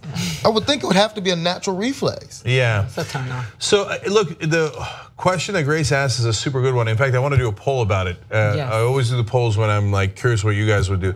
So we'll call it tytnetwork.com/divorce. Would you divorce your spouse if they started working for Donald Trump? So, because I'm telling you, I'm not sure which way I'd answer, because it's one thing when it's theoretical, but when you think about it in the real world, number one, I mean, I love my wife, I got kids, I don't want to divorce my wife, that's nuts, right? But if she supports Donald Trump, it's deeply disturbing, but I'm not getting divorced over a wrong vote, right? Right. But you go work for him, and you're his communications advisor, and you're the main person who's supporting and complicit with this monster, man, now we got a real issue in America, right? So I don't know which way I vote on that. I'm gonna take the weekend to think about it, but that I see why she did what she did. And to Ida's point, look, Ivanka Trump is constantly saying, "I'm not complicit, I'm not complicit," and then, but she is. She's never fought on any issue that we can see. And she certainly never won on any issue that we've seen where she's pulled Trump to be more moderate. She claimed to be a friend of the LGBT community, and Trump just destroyed that. Lols. Right? Yeah. LOL. So you are complicit, but so here's a person who chose not to be complicit and deserves a ton of credit for that. I agree. Absolutely. I agree. And you know what? Maybe she did it publicly because he is the mooch. So if something happens to her, now we all know, because he is the mooch. Oh my gosh. Right, and he apparently. One last thing. I mean, it's also probably good timing on her part. Again, I don't want to impugn her motives, but although I did it earlier and I feel bad about it, is that he sold Skybridge Capital in order to get the Trump White House. And then he didn't make it into the White House because of Reince Priebus. That's why he shivved Reince Priebus in the first place. Now he's in charge, and Reince Priebus is gone. But since he sold his, and one of the things that Reince has said about him is he sold his company to the Chinese. They overpaid him, because they want to take advantage of you, Donald. Oh, that's right. Okay, finances. so if they in fact did overpay him, well, she gonna get half.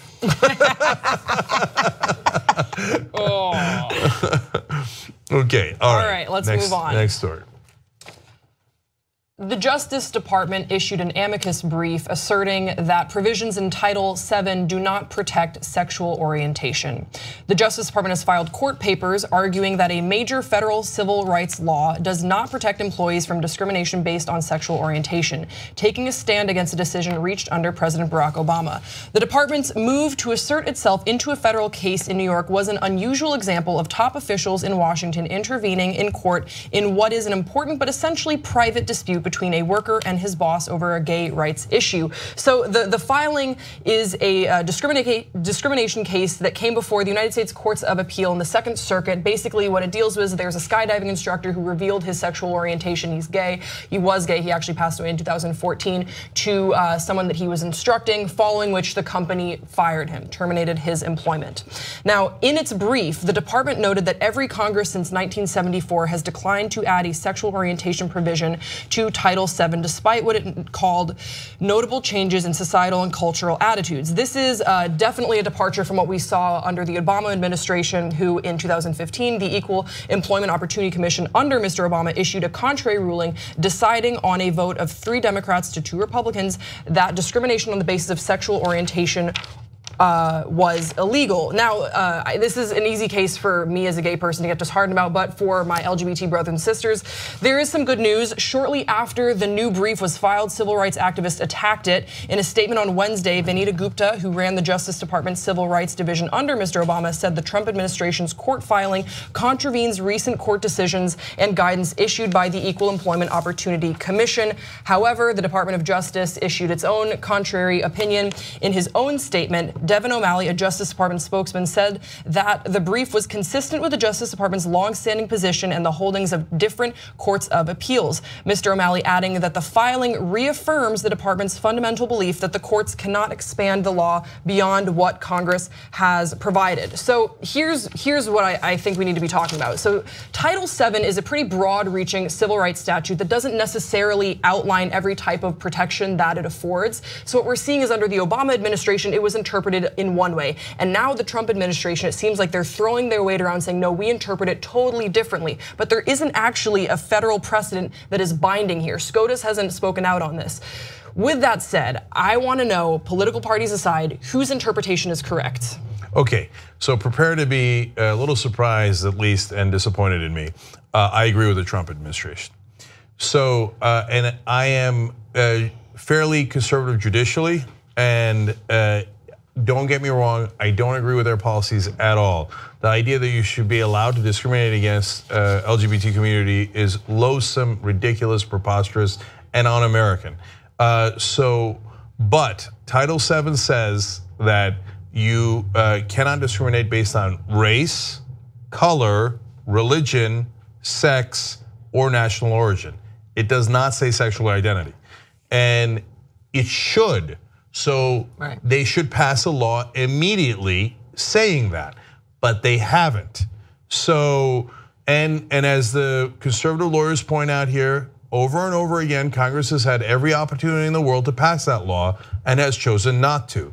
So this is where, again, what it means to be conservative judicially is not politically conservative, but to say we're gonna interpret what's in the law. Now, and oftentimes, I think so-called conservative jurists will twist the law to get to their own opinion. But if you don't do that, you just look at the text of this bill, it doesn't say sexual identity. So I actually think that they're right about this. Now, again, one last thing about what I disagree with them about. Trump claimed that he was gonna be a bigger friend to the LGBT community than Hillary Clinton or anyone else, or was gonna make your head spin. No, I told you he was full of crap. Of course he is. He was never going to be a friend to the LGBT community.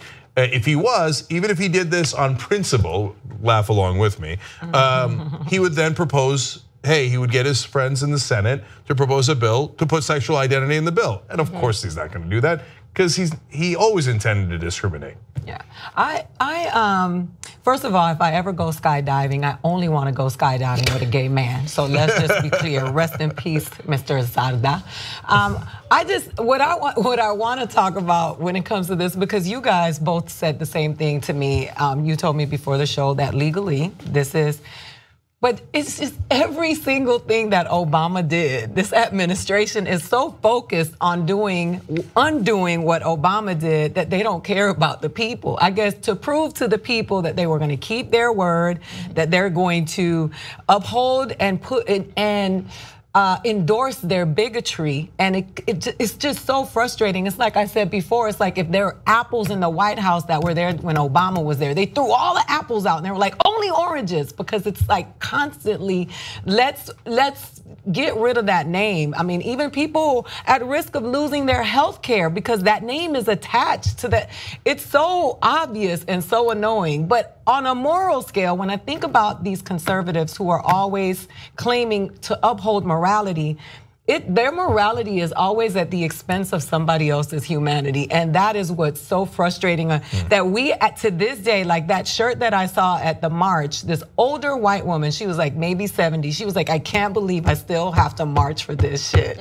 That we are still having debates about gay people being able to have rights and not being harassed and discriminated against at work. So can I just build off that real quick? And then Grace, I'm actually super curious about your opinion on this. So Democrats, why don't you propose a bill that puts sexual identity in Title VII and put the Republicans on the spot? Because history is on your side. First of all, the present is on your side. Now a significant majority of Americans believe that LGBT people are actually humans. What? I know, right? And should have the same rights as everybody else. And so you'd win today, and then later, when that number moves from whatever it is today, 57, whatever it is, to 77 and 97, you'll have them on the record as the people who never believed in equality and who never believed in America in the first place. Cenk, that is exactly where I stand on this. I think that I want to see action from people who assert that they are allies for the LGBT community to propose something so that we don't have to deal with this sort of legal loopholes, which again, I had to write my thoughts down because this is obviously an issue I'm very close to. And it is worth noting, I wrote, the DOJ is not dead wrong in their interpretation because they are not arguing against binding prior court decisions. What it's going to come down to is the proclivities of the Second Circuit, which fortunately are it's a fairly liberal circuit without a Trump appointee. But right now, we're just kind of crossing our fingers that they will have a liberal and progressive interpretation of Title VII. We shouldn't have to hope for that anymore in 2017. I would like to see the introduction of a bill that people can vote on so that people will go on the record, are you an ally or not? It would be such a clear-cut issue. Do you believe that I should be fired for being gay? I mean, I really think that that's where we're at, because it is disheartening to look at this and think, well, yeah, actually, unfortunately, there isn't a binding federal precedent here, and there is no mention of sexual orientation in Title VII. So the Obama administration was lenient on their interpretation. 2014, 2015 saw some administrative decisions and memos issued that would indicate that Title VII is to protect on the basis of sexual orientation, but nothing in writing. Let's get something in writing. Let's be progressive. Let's take action here. I'm not satisfied with just trusting an administration will have our best interest at heart, because we're looking at what they're doing under general sessions. They don't care. And in fact, they're acting specifically. All that they did to issue this amicus brief, they didn't need to. This didn't concern them, really. This is a relatively small filing. They just wanted to throw their weight around just to say, hey, just so you know, this isn't really, this is we're the new sheriffs in town right now, so don't get too comfortable. What I would really like to see too is if the HRC or if Lambda Legal will come out and issue another third-party opinion, and that will be taken into consideration before there is a court analysis. Gays for Trump. If you look up that hashtag, there are so many people who are gays for Trump. I laugh at them like I laugh at the Latinas for Trump too.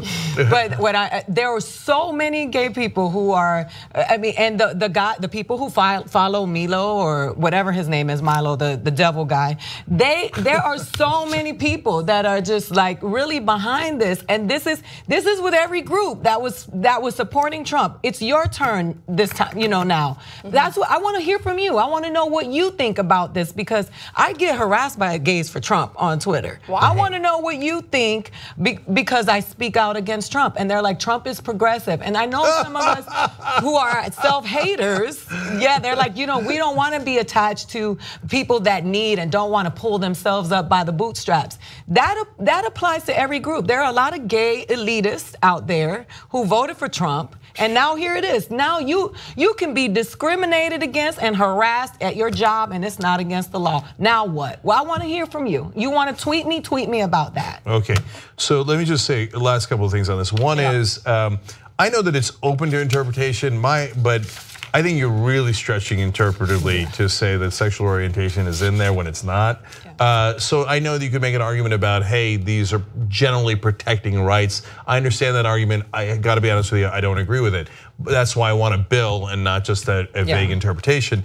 But don't think that they're acting out of principle. He did this on the day that he was getting tremendous heat for the Russian connections and potentially firing sessions of Mueller. He did the trans ban in the military on the same day.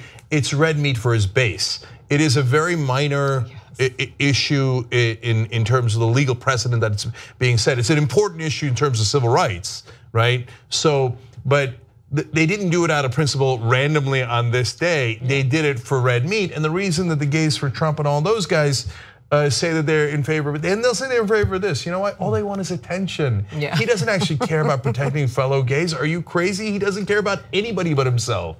So he's like, great, this is another opportunity to self-aggrandize, and I'll get even more attention for saying I'm against gays when I'm gay, right? And yes, my career at the expense of everyone else.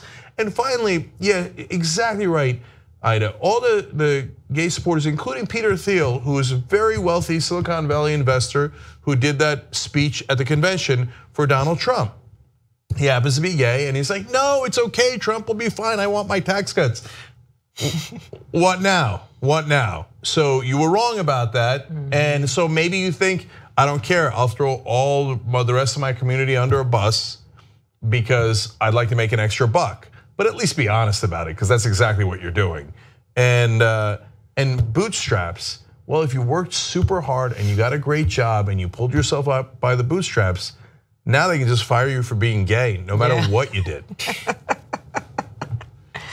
All right, let's take a quick break because we're going to take a very tonally different look. We're going to be talking about vasectomies when we come back, and we're also going to be talking about Angelina Jolie. So find out how after the break.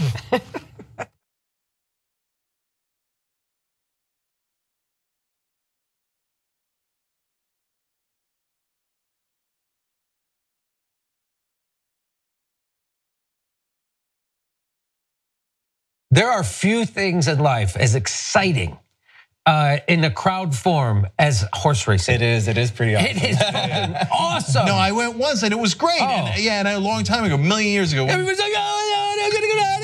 And then shit happens. It's great drama. I have a system. If there's a gray horse, I always pick it. Obviously. But so you've lost a lot of money. But you look who's the jumpy horse, right? And I got to tell you, more times than not, the horse when they walk him, who's the jumpiest, that guy's gonna place. He's gonna either win or come in. I'm telling you, that is a much better strategy than the fucking gray horse. You know, in Vegas they have this team. I don't know if you guys have ever seen it. When they're doing the World Series of Poker, they'll have a table right outside with one guy sitting there, $5 to tell me your bad beat story. So you give him $5 and he listens to your story, but I had the queens and he had the fucking kings. Can you believe? The first time I ever went to Vegas, I saw a guy selling his belt buckle and his wedding ring in the bathroom. Oh, that's the saddest thing I've ever heard. And I was like, He's probably getting divorced. No, I'm gonna stick to the $5 tables. So my dad to this day says, like, whenever I tell him I went gambling stuff, oh, I hope you're lost. Because he thinks, telling you that? Yeah, still after like 20 years, he thinks if I just lose one more time, I'll stop winning. And I'll say, no, Dad, I'm telling you because I won. I wouldn't tell you if I lost. I'm gonna give you a heart attack. I did great and I won, whatever. And he's like, I wish you hadn't. It's like my parents telling me, like, the last tattoo, okay? That should be the last one.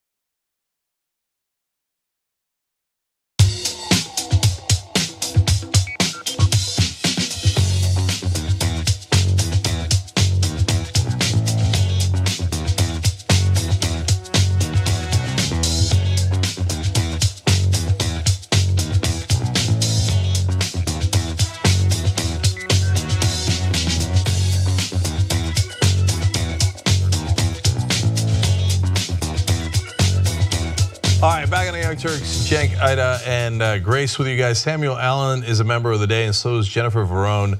Thank you guys. Look, starting tomorrow, we're going to go back to the normal course of business, tytnetwork.com/join. Today's the last day of free trial membership.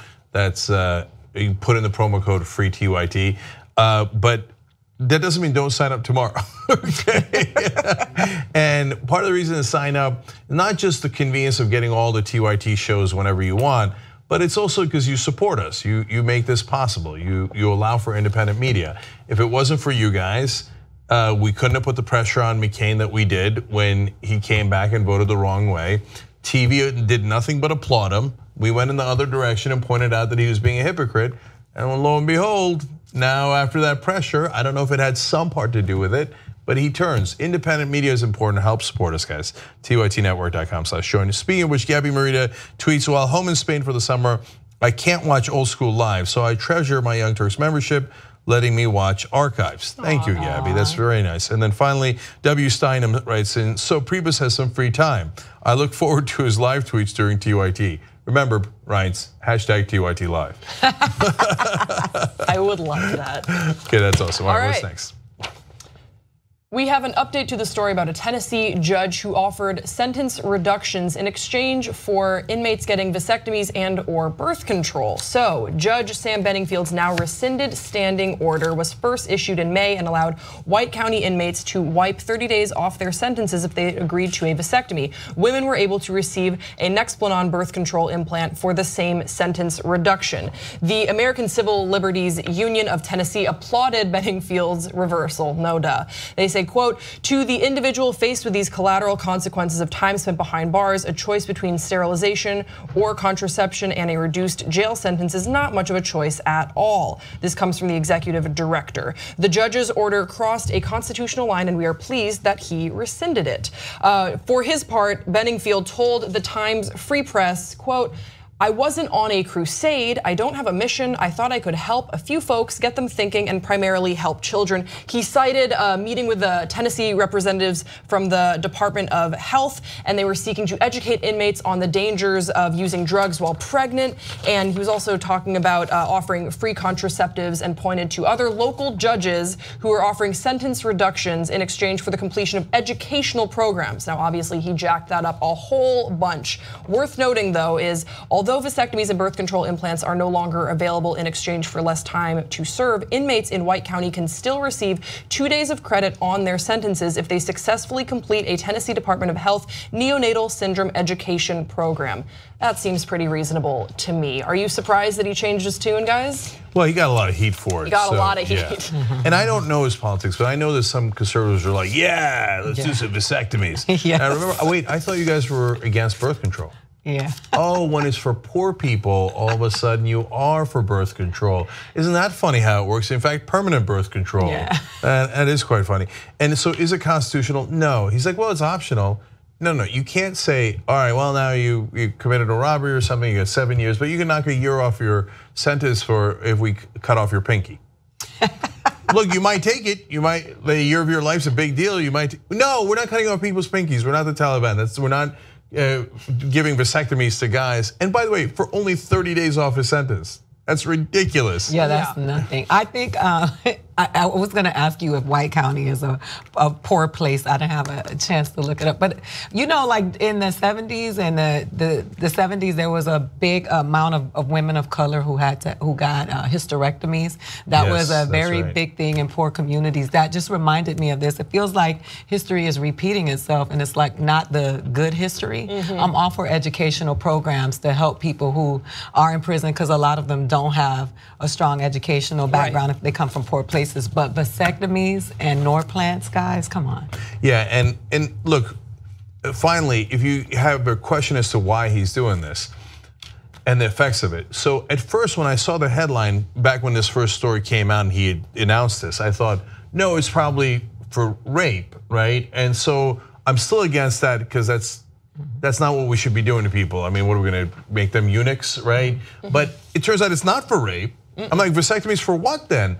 And then I read the part about, birth control for women because they might be on drugs and it could hurt the baby. I'm like, okay, maybe, all right, at least there's a fig leaf there, right?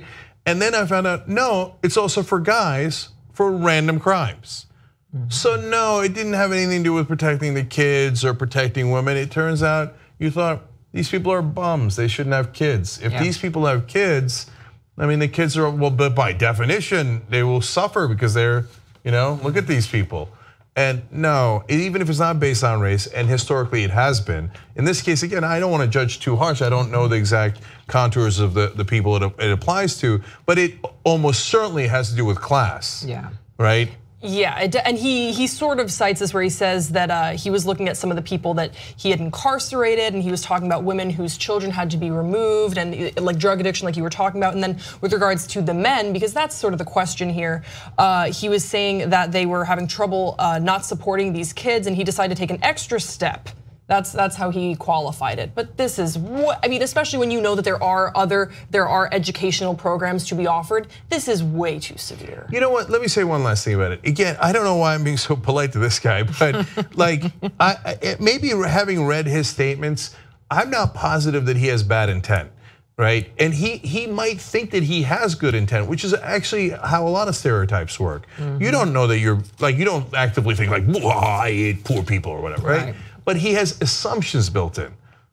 Like if you said to him, hey, you know what, your neighbor is a tax evader, and so he's really rich and he's doing well and his kids are going to this or whatever, right? But he's a serious criminal. He stole way more, or he did a white collar crime. He stole way more than the guy who you want to give a vasectomy to. Do you think we should neuter him? He would say, no, he's a good upstanding citizen. That's right. Right? Yeah. That bias is built into his head. So when he sees a poor person, female or male, for whatever crime, he thinks they shouldn't be having kids. Yep. Well, everyone thinks they're a good guy in their own story. And that and unfortunately he doesn't realize his own prejudice in asserting that on the lives of people. Yeah. So look, we promised you the Angelina Jolie story, and for all of you guys online, we're going to give it to you. And we got a funny story about Donald Trump and his drawings. Yeah. Okay, it's not just Bush who's doing drawings, but for the folks on the radio, we love you guys. We want you to have a great weekend. And by the way, if you're anywhere near Pasadena or Southern California, Politicon is happening this weekend. Anna is going to debate Ann Coulter. I'm going to debate Ben Shapiro. Haas is going to debate Charlie Kirk, and I'm going to be on a panel, Democrats What Now, with Democratic senators, and we're going to have a debate as to which direction the Democratic Party should go to. That's the thing, actually, other than the Anna and Ann Coulter debate, the one I'm most excited about. So go to politicon.com/TYT, politicon.com/TYT to get tickets. There's one more fun thing that's happening in the weekend, that is Game of Thrones. We do reviews live. We watch it live together with you guys, doing play-by-play, and then we do a review.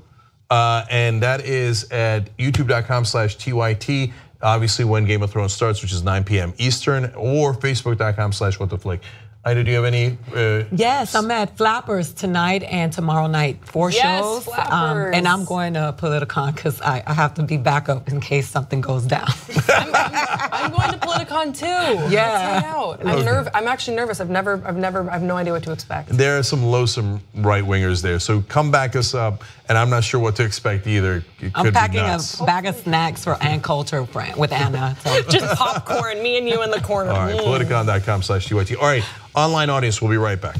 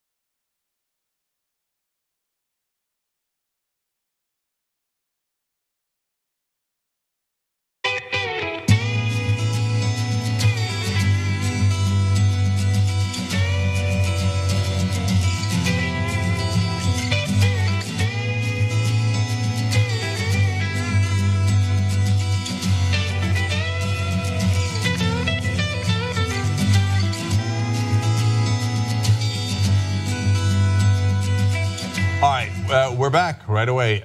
So guys, apparently I read you the wrong thing. Okay, so for Game of Thrones reviews, normally we do the watch party for the watch. But this weekend, because of Politicon, very few of us are here. So we're gonna be doing the review and put it up on Monday morning. So, but all the reviews are always on youtube.com/whattheflickshow. Okay, What the Flick Show. So, or if you just type in What the Flick on YouTube, you'll get it. Yeah, it's there. I think the Game of Thrones reviews are some of the most popular videos on the channel always. So. Yeah, yep. All right, what's next? All right, we got Angelina Jolie and Donald Trump's finger painting, basically. That's not her name. Angelina Jolie is under fire for some recent casting decisions on her upcoming Netflix movie. She spoke to Vanity Fair, and a lot of the interview was innocuous, but there was something that is really catching some flair online. Her made-for-Netflix film, First They Killed My Father, tells the story of life under the regime of Cambodian dictator Pol Pot. According to the article, Jolie looked in orphanages, circuses, and slum schools for children who had experienced hardship to audition for the role of Luan Ung, from whose memoir the film is adapted. And now when they were looking to cast this leading role, they set up a game. What sort of a game? Let me tell you. The setup, a game disturbing in its realism, they put money on the table and asked the child to think of something she needed the money for, and then for the child to snatch it away. The director would pretend to catch the child, and the child would have to come up with a lie. Stray Mach, the girl ultimately chosen for the part, was the only child that stared at the money for a very, very long time. When she was forced to give it back, she became overwhelmed with emotion. All these different things came flooding back. When she was asked later what the money was for, she said her grandfather had died and they didn't have enough money for a nice funeral. Now, a question that I'm still trying to find the answer to is, if with all the other kids that they tested, did they let them keep the money? Exactly what went down? I haven't been able to find definitive answers to that question. Either way, I think this is pretty cruel. Do you guys agree? Is this just what casting directors do? I don't know. Maybe I'm wrong. It's like this the Hunger Games Hollywood edition.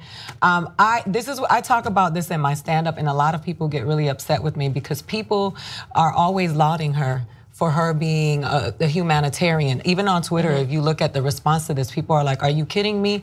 There is this disease sometimes that the liberal thinking has, that they're rescuing and saving, those of us that are people of color. There is children of color have become like novelties, like handbags and designer dogs in Hollywood. Like everyone has one. It's like this thing. And I'm not saying that everyone is like that. And those people whose intentions are in the right place, but when there's always a camera and this is appalling. This is, you know how hard think about your own traumas as a child, how they stay with you forever. They shape your self-esteem. Things that happen to you when you're a young kid, these kids are under even worse circumstances, and we are snatching money. I mean, I don't even know how this is up for discussion in terms of, is this right or wrong? This is ridiculous, and this is part of that thinking that we're gonna go rescue the people of color. Like we're saving the little children. This white privilege mentality that is so disgusting that sometimes conservatives take an aim at, and this is freaking wrong. It's wrong. I'm sorry. It just made me so angry when I read this. I had to read it over and over again. I'm like, I can't believe this came out of her mouth. And people were like, don't attack her. Attack the producers and the casting. Attack everybody. Anybody who saw this and said that this was okay should be in trouble. It does make me think there must have been another way to elicit the sort of emotional response to see if a child could go there for the purposes of acting. Because that's the thing, child actors, especially when they're so young, it's really hard to explain that you're acting. You sort of just have to say that you're playing make-believe. Casting can be difficult. And we've seen that in the casting of tons and tons of child actors in the past. This game seems incredibly short-sighted and insensitive given the demographic that they were targeting for this role. There must have been another way, and for someone not to have stepped in and been like, hey, how about not money, and how about we just consider exactly who we're targeting and how we target these kids for this role. Go get actors. And it's like that Marlon Brando story when they did not tell that woman that he was going to take it to the next level with the sexual assault, so that to see what her reaction would be in the film. that's cruel. It's just cruel. This is go ahead, Jane. But on the other hand, though, next time they have to do a casting call based on traumatic incidents, the kids will be prepared because they'll have had this one. So no, this of course you're right, Ida. This is a no-brainer. So. Look, I'll tell you of an amazing, great experiment that a teacher did with good intention in Kansas a long time ago. It's a legendary psychological experiment, but it led to banning experiments with kids for understandable reasons. She did the blue eye, brown eye experiment. Oh. So she said, okay, now those of you guys with brown eyes and blue eyes separate. Blue eyes are inferior, I just found out, and brown eyes are superior. And then she tested them, and the brown eyed kids started doing better in school, and the blue eyed kids started doing worse immediately. And the more they lasted, the worse their scores got. And the blue-eyed kids started internalizing that they were inferior. And so it was an amazing experiment. And then she switched them, and it worked again, even though it was the same kids. She said, no, it was a mistake. The blue-eyed kids are the superior ones, and the brown-eyed ones are the inferior ones. And again, they internalized it. So it was amazing what we found out about humanity through that experiment, but it traumatized the kids significantly, right? And you're playing with young kids' minds. So we've known this for a long time. You can't do that. And you certainly can't do it for a movie. So, it's a super interesting point you make, Ida, about the kids and Hollywood kind of using them as props. In the words that you used. Now, I got more mixed feelings about that, and of course there's people who do adoptions in all different places that mean really, really well. I know a couple that just adopted from Latin America, and that's because the wife was adopted from Latin America. Right. So great, well-meaning people who do that all the time. Yeah. And still, Angelina Jolie is raising African-American kids, Asian kids, and she's spending her whole life with them. Yeah. So that's a tough question. This one is not a tough question. No, you can't play around with kids and go, but we did hire one of them. Yeah, and I'm not questioning her motives because I think she loves her children. I just wish she put some lotion on the darker ones, but because they're ashy, and that's not cool, Angelina. But I think that this, this is really, I agree with you, and I think we shouldn't even have these types of discussions. Our humanity should evolve to the place where stuff like this should be preposterous. It's like how in any, and now the girl who got the job, like, okay, you won. What about everybody else? They're all going to be scarred. Yeah, where is the oversight when it comes to production, and what are you valuing? Like the emotional response you can get from this kid on camera, or you also have to value these kids who are from Cambodia, from hard lives, how they're going to internalize that. What are you prioritizing? Some of the kids were from a Cambodian circus. They don't have easy lives. And look, if you're sitting at home going, what's the big deal, man? I wouldn't have been traumatized by that. Yes, but you're not a kid in a Cambodian circus. You're not however old these young kids were, right? And maybe some of them aren't traumatized, but don't take that chance. Yeah. All right, let's move on. Our final story, my favorite one. I can't even stop laughing. Budding artist, Donald Trump, artist in chief. So a drawing by President Donald Trump of the New York skyline just sold for close to $30,000. This was a sketch that Donald Trump drew for a charity campaign in 2005, but it was auctioned on Thursday. Let's take a look at his artwork. There you go. There it is with that signature right underneath it. So the simple drawing, which prominently features Trump Tower, was created for a 2005 campaign to support child literacy by mailing company Pitney Bowes. Trump, along with actors, athletes, and Senator John McCain and Joe Lieberman, sketched drawings on the back of envelopes that were then auctioned off. Thought it would be sort of fun to compare and contrast this artwork stylings of presidents current and presidents of the past. So let's take a look at some artwork from George W. Bush. Well, that's George W. Bush of George H.W. Bush. That's not bad. That was not that bad. It's not bad. He has a perspective. I think we have another one from George W. There's Tony Blair. Wow. That's nice. He gets the hair, the tone in the hair is really good. You know what? Look, we're the most fair show in America because there's Eisenhower. Well, so this is Dwight. Yeah, so this is Dwight D. Eisenhower. I looked up other presidents you might not have expected also had some artwork, and this is Jimmy Carter. Look at that bird. Okay. So now I want to get a definitive answer from this panel. Given the artwork you were just shown, where does Donald Trump rank? Okay, so we're the most fair show in America because when Bush started doing those drawings, they were miserable. Okay, you remember he said, "Oh, when I retire, I'm going to go down to Crawford Ranch." Okay, and the Crawford Ranch was a gimmick the whole time. He sold it immediately. It's like, what am I? You want me to do clear underbrush again? No. He went to his mansion and started doing drawings, and they leaked, and they were miserable, and then we made fun of them, right? But now those other ones are not that bad. The one of his dad is pretty good. I liked it. I liked it better than all of them.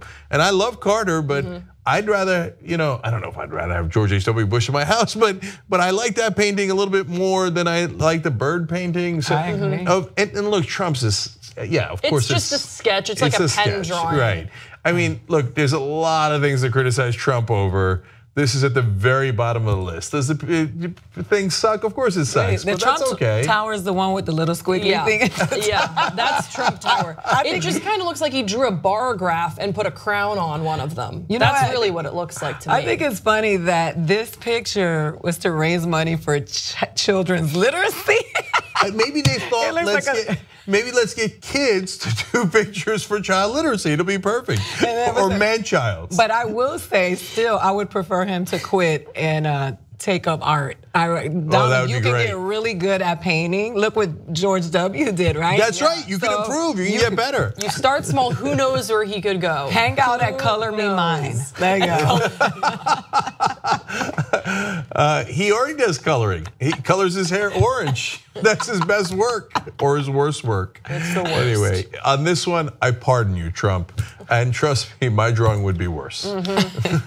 If they asked me to do a drawing like this for child literacy, I'd be like, can I do anything else? The only thing I can draw really well from high school is, and this is so weird, demons. I can draw awesome demons, like real looking demons with hoods and like red eyes. I can draw awesome ass demons, but that's it. And friends used to see me draw demons in school and they'd be like, oh, can you draw a picture of me? And they always ended up looking like my friends were possessed by demons. I just love that the fact that even in this, he made it a point to make his building the more better one. It's magnificent. It's pretty excellent. And it has a wonderful door on it. I don't know if he's like the one he was going to build on the wall, right? Yeah. Oh, but it's going to have a beautiful door on it. It's going to be okay.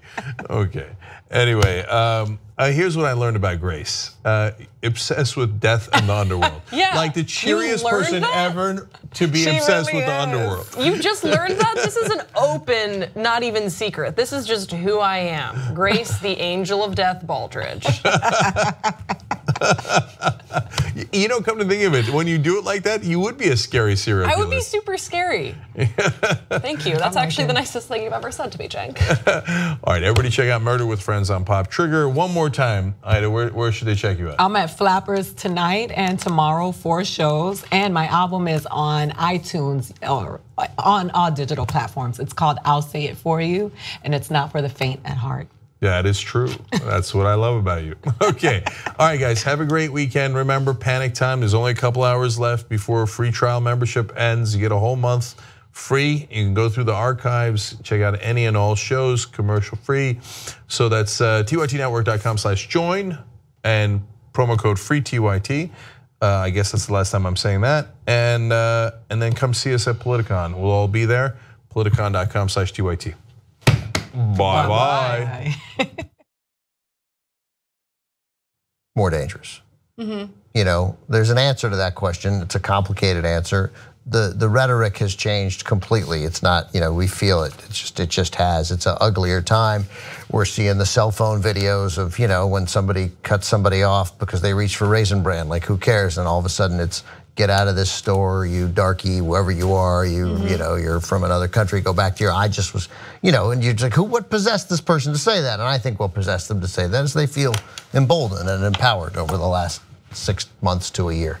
But I don't know, are we more violent than we were 2 years ago? No, but it's a slightly different thing. We're definitely not more violent. Well, I don't know about 2 years ago, but 20 years ago. We're less violent. We're much less violent. Right. But if you are a public figure, it's a little bit different. And I don't know the numbers. I don't know either, and I'm not sure, but there's a feeling, and I would only say that, we should do the best we can to separate the emotion of the feeling from the, but that's who we are. We're emotional people. So I don't know. I mean, to your point, Ben, right now, people are like, oh my God, look at all the attacks all over Britain, and terrorism is must be at a record high in Britain. Not remotely close. Right, not true. Right. Like in the 1970s, terrorism was way worse, at least 5x of what it is today in Britain specifically, and by the way, across Europe as well.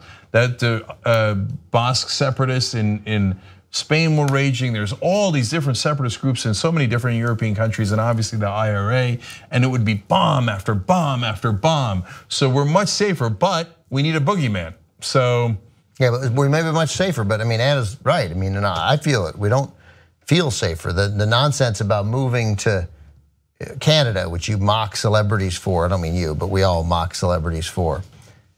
I think about. Right? Like in a serious in a legitimate way. Like, you know what? I want my daughter to grow up around people who, are pleasant all the time. Yeah. I'm gonna be honest. Like when I'm out in public, when I'm walking my dog, right? I'm terrified that someone's gonna recognize me.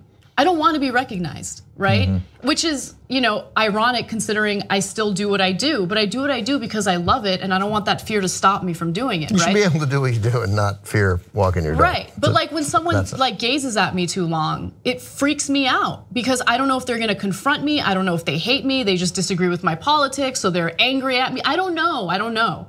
And also now, public figures are being put in situations where they have to deal with people like Roger Stone, right in their face. And it's supposed to be entertainment for people who are paying tickets to come see the event. Roger Stone is a dangerous person, okay? He's a bad person. And I'm just gonna say it, like the fact that Politicon is featuring him as if he's some great celebrity and a legitimate political player who deserves to be heard is disgusting. Right? And so now I'm in a position where I have to really reconsider whether or not I want to be at that event. Yeah. And that sucks. That really sucks. Yeah, there's nobody who thinks left-wingers at Politicon are going to attack the right-wing celebrities, right? But there's legitimate concern in the left wing that these bad actors, if you let them into the building, will do things that are physical. It's weird times, man. So he's going to Politicon? Yeah, and they're featuring him like he's, Beyonce or something. Yeah, all right, let's take a quick break here. We gotta come right back. We have some amazing stories left for you guys. All right, back on the Young Turks. Jack McAnally writes, political rhetoric has consequence. These attacks will only continue.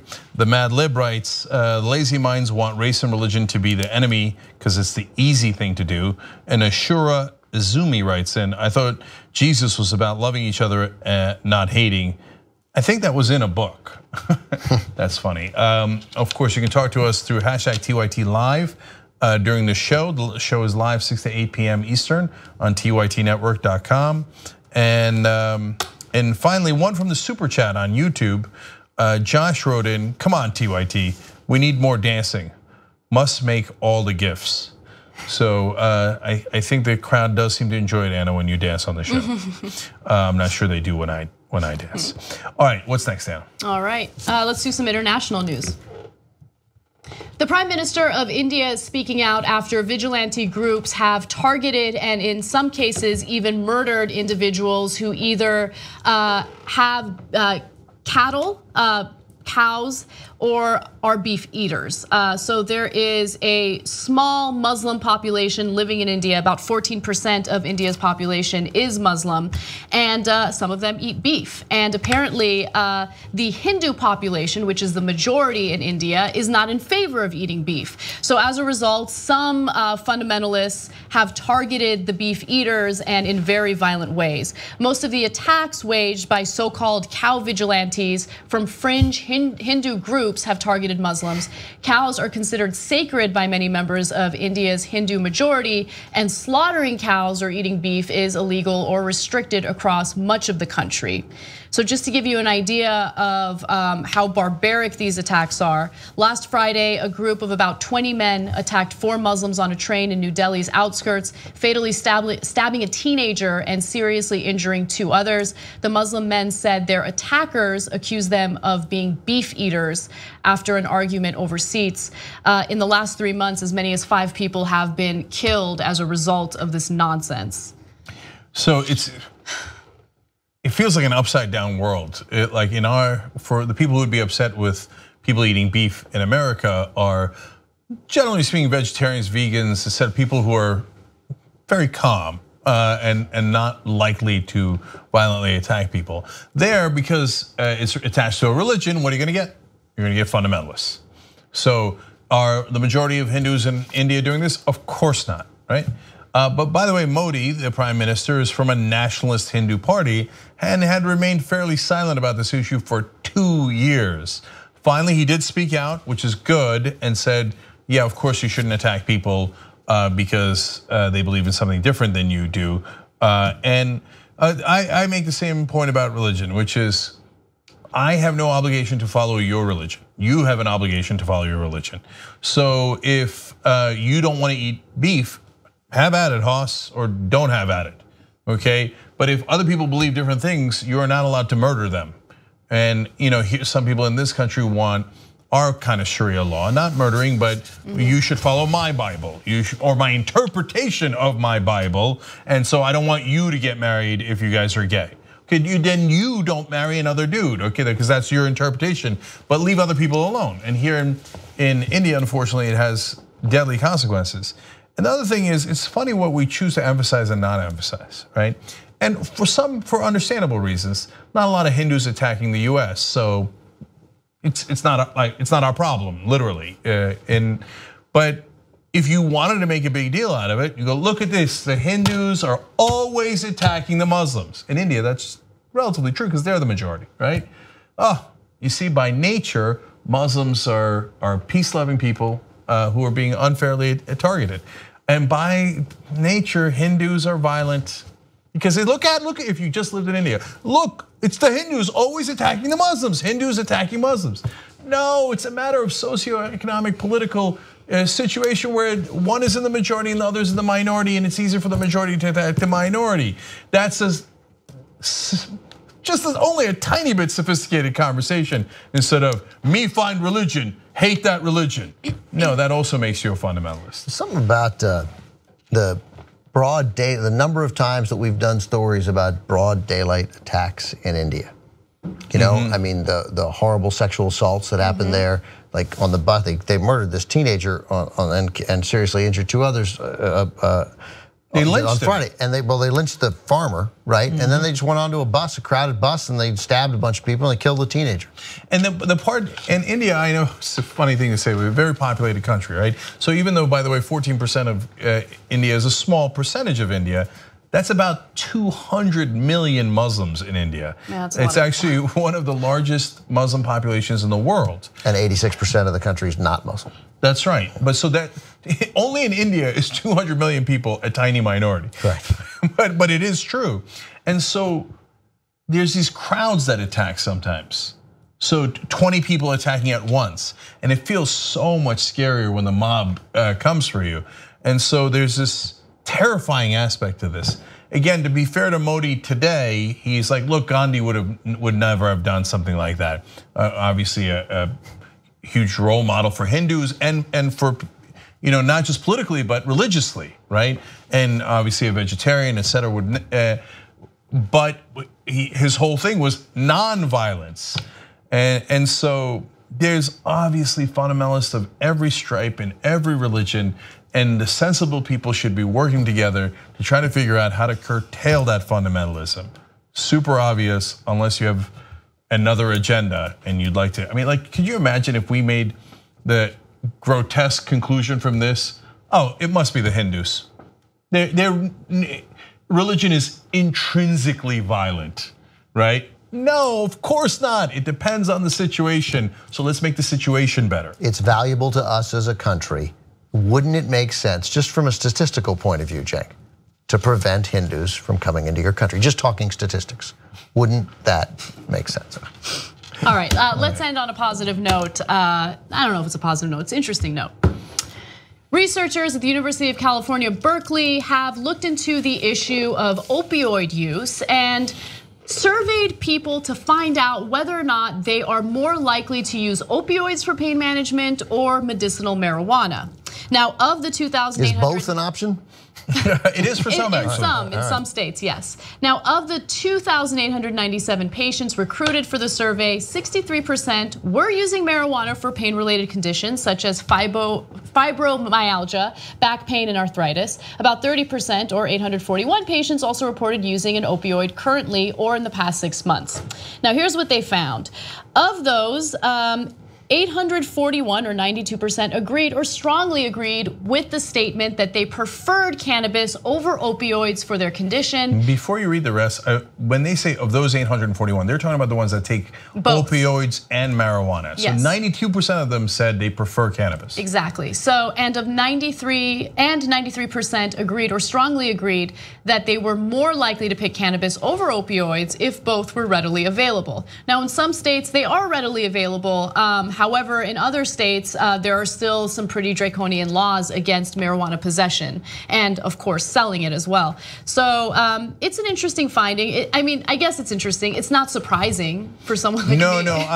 No, I actually disagree. I am actually slightly surprised. I didn't know the numbers were going to be that large. Yeah, I didn't think it would be that dramatic. Yeah, so it's a self-selected group. So obviously it has issues with the research, but a lot of them are trying to address their pain. That's why they're taking the opioids as well as marijuana. That's why when they say, no, I tried both, I got to get rid of the pain, marijuana works much better. Overwhelmingly better. By the way, not only does it work better, but there are certain side effects related to opioids that I think people are turned off by. So one of them, I remember seeing this commercial about people who take opioids and how they're constipated and they need another prescription drug to help them with their constipation. Totally. Here's what marijuana doesn't do. It doesn't constipate you. Okay. So marijuana, it turns out, is the opposite of a gateway drug. The opioids are a gateway drug to heroin. Marijuana actually stops that. And in states that have legalized, they actually see opioid overdose going down, which is great news. Legalize. All right, we love you guys. Have a great weekend. Bye-bye.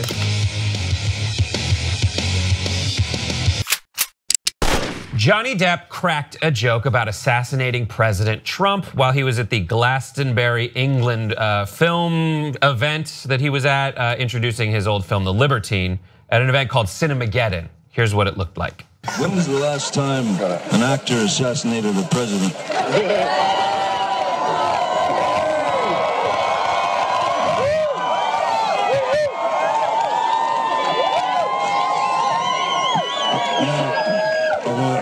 I want to clarify, I'm not an actor. I lie for a living. He looks great. So yes, this happened. He set up the whole thing by saying, it's just a question, I'm not insinuating anything. And then he said, by the way, this is going to be in the press. It will be horrible, but I like that you're all a part of it. So there was a big fallout, including a statement from the White House saying President Trump has condemned violence in all forms. And it's sad that others like Johnny Depp have not followed his lead. I hope that some of Mr. Depp's colleagues will speak out against the type of rhetoric as strongly as they would if his comments were directed at a Democrat elected official. And then Johnny Depp himself said, I apologize for the bad joke I attempted last night in poor taste about President Trump. It did not come out as intended, and I intended no malice. I was only trying to amuse, not to harm anyone. So the original joke, how do we feel about it? Grace. Well, I mean, he's making a reference to Abraham Lincoln being assainated What? by an actor. So I get it. I mean, I don't really care. I don't think it was a particularly funny joke, nor was it an original joke, but it was very obviously a joke. There was no malice intended. I saw a lot of people blowing this out of proportion on Twitter, saying, Secret Service, both two SS's. Are they aware? No, not the SS. Not that SS, but double. We're doing great It's today. Monday morning. Good morning. Yeah, morning. They're like, is Secret Service aware about Johnny Depp? Do they know his whereabouts? And I think that's kind of ridiculous. It's a joke. Is it in poor taste? Probably. But is it still a joke with no malice intended? Definitely. I agree with you, Grace. So, but I will say that I think the joke would have fared a lot better if he said, when's the last time a president was impeached? Because Clinton was impeached 20 years ago. So I think it's time that we impeach another president, being on trend with what people are talking about with Trump. But you have to know when you're talking about homicide and first-degree murder and a president, you're gonna get some backlash about that. And recently, Mario Lopez of Extra sat down with Oprah and asked Oprah, who I love and adore. Do you think that actors and people in the public eye are taking it too far with their disdain for the president? And Oprah said there's a bridge to too far. And that's what she said, I'll leave it at that. I think with this, unfortunately, yeah, it was a bad joke, but it was too far, and Johnny Depp should know better. Right. I mean, it's sad that we can't, in 2017, we can't joke and have a laugh about something that's in an environment of comedy and a fun time. It always goes back to, oh my gosh, you're saying something that's just totally inappropriate. Social media takes one of it and it becomes this big thing when it shouldn't. Yeah, that's the thing, is they said there might be a Secret Service investigation because Ted Nugent made a joke about, I'll be in jail or dead by next year. Did that imply he wanted to kill President Obama? If they did an investigation into Johnny Depp, like what's to investigate? The answer is Johnny Depp is freaking weird. Yeah. He's like an idiot, he's an actor. A lot of actors, yes, they can get a lot of ink in the press or whatever, but when it comes down to it, they're people who make a living by saying what people tell them to say. What professionals get them to perform as scripted. And a lot of times when actors go off script to try to be activists and be clever, it just fails exactly this way. And I think that bringing up Ted Nugent is a good example because he got a lot of flack when he was saying a lot of gross things about Hillary Clinton and Barack Obama, and he should have. But we've also talked about that. I don't think that there is a subject that is off limits to a comedian to joke about, but we're not talking about comedians. So that's why it's sort of like, come on, Johnny, Ted, all these actors, like just stay in your lane. There is a way, I absolutely think there is a comic who could come out with a special entirely about assassinating the president. I really do. I don't know who that comic is yet. It hasn't been released, but I don't want to say that it's a thing that we shouldn't broach. But Johnny Depp probably shouldn't be the one to broach that. And it was an off the cuff joke and he knew it was gonna get him in some hot water, but I don't think we should blow this out of proportion. I will say that this statement from the White House about President Trump has condemned violence in all forms. That's a lie. He hasn't. I mean, he bombed, he authorized the bombing of Syria, that's violence, okay, that's fine. And maybe it was justified in some kind of military theater, but he also was like at a pep rally where he said, knock the hell out of these people, beat people up. Yeah. That is him endorsing violence. So to follow it up by like, others like Johnny Depp have not followed his lead, like that is actually his Johnny lead. Depp is kind of following his lead. Yeah, I hope some of Mr. Depp's colleagues come out against Mr. Depp. Sure, yeah, I'm fine condemning what Johnny Depp said. I think, yeah, don't assassinate the president. That's not the way to go. But it's actually illegal to talk that way, specifically about the president. It's a protected figure from that kind of speech. Your move, Tim Burton. Come out and make a statement. All of his colleagues. Tim Burton. But this has happened a lot. So I want to kind of rank them and see. Like Madonna said she's thought about a lot lately about blowing up the White House. Yeah. Johnny Depp, Kathy Griffin did the head thing. Right. There is a Julius Caesar play where Trump is Julius Caesar, and in the play Caesar gets assassinated. And I think like the one thing that went too far is the Scalise shooting. There was someone who actually committed the violence. We should all agree that that's way worse. But something like this is just Johnny Depp being an idiot. I think it's less bad than Nugent because Nugent always has a gun in his hand. Yeah, I still stand by my point that it just sucks that you have to now always mind your P's and Q's when speaking about the president. Even if you're just saying something that's just in dissent from what people normally say about the president that are his supporters. It's sad that we have to always watch what we say now. Again, I say it time and time again, no one's safe. I think Madonna, actors, people that are celebrities, they're entitled to their opinion. And I don't think. Gracie, you touched on that something about comedians would have the wherewithal to make a joke about this in the right way, correct? The right comic, I think, can make a joke about any. We've seen it with comedians when you can't have any limits on comedy. I think that there could be a comedian who could come out with a whole bunch of material about assassinating the current president, past presidents. I would love to see a special just about assassinations. That'd be up my alley. And I don't want to say that you couldn't do that, but I don't think that Johnny Depp or musicians or actors are the people that would do that. And that's why we see these jokes that are in poor taste, like what Ted Nugent has said, or the way that Madonna or Johnny Depp has said it. It's not thoughtful. Right, and there's a lot of people whose comedic sensibility is caught in like a 2008 era where everyone just was saying the worst thing possible. But doesn't that also bear the question, well, just because they're a comic, they get a pass to say, Well, I would say that if you're trying, like if you're aware of what you're doing and you're trying to make a move, that's why I think like Bill Maher is kind of detached from reality in a specific way, but in general, him seeing an opportunity to make a joke, knowing he's about to make a joke, drawing on his years and years of experience doing just that in murky waters politically, like he had a show called Politically Incorrect. Like I'm more willing to give him a pass and Kathy Griffin a pass for a failed joke than someone else. That said, I'm willing to give Johnny Depp a pass because he's just being an idiot. Like he is super unaware of all of everything. Yeah, so you just have to take into consideration the whole factor. Yeah, because comedy's supposed to sort of rearrange how we see the world and subvert norms. And I think that you have to be a thoughtful comic to do that in a meaningful way. And that's why it's so funny, because you're like, oh my God, I've never thought about that before. You're presenting a new idea. This isn't a new idea. And usually the jokes about terrible stuff that work are totally aware of and embracing the idea that this is a terrible thing.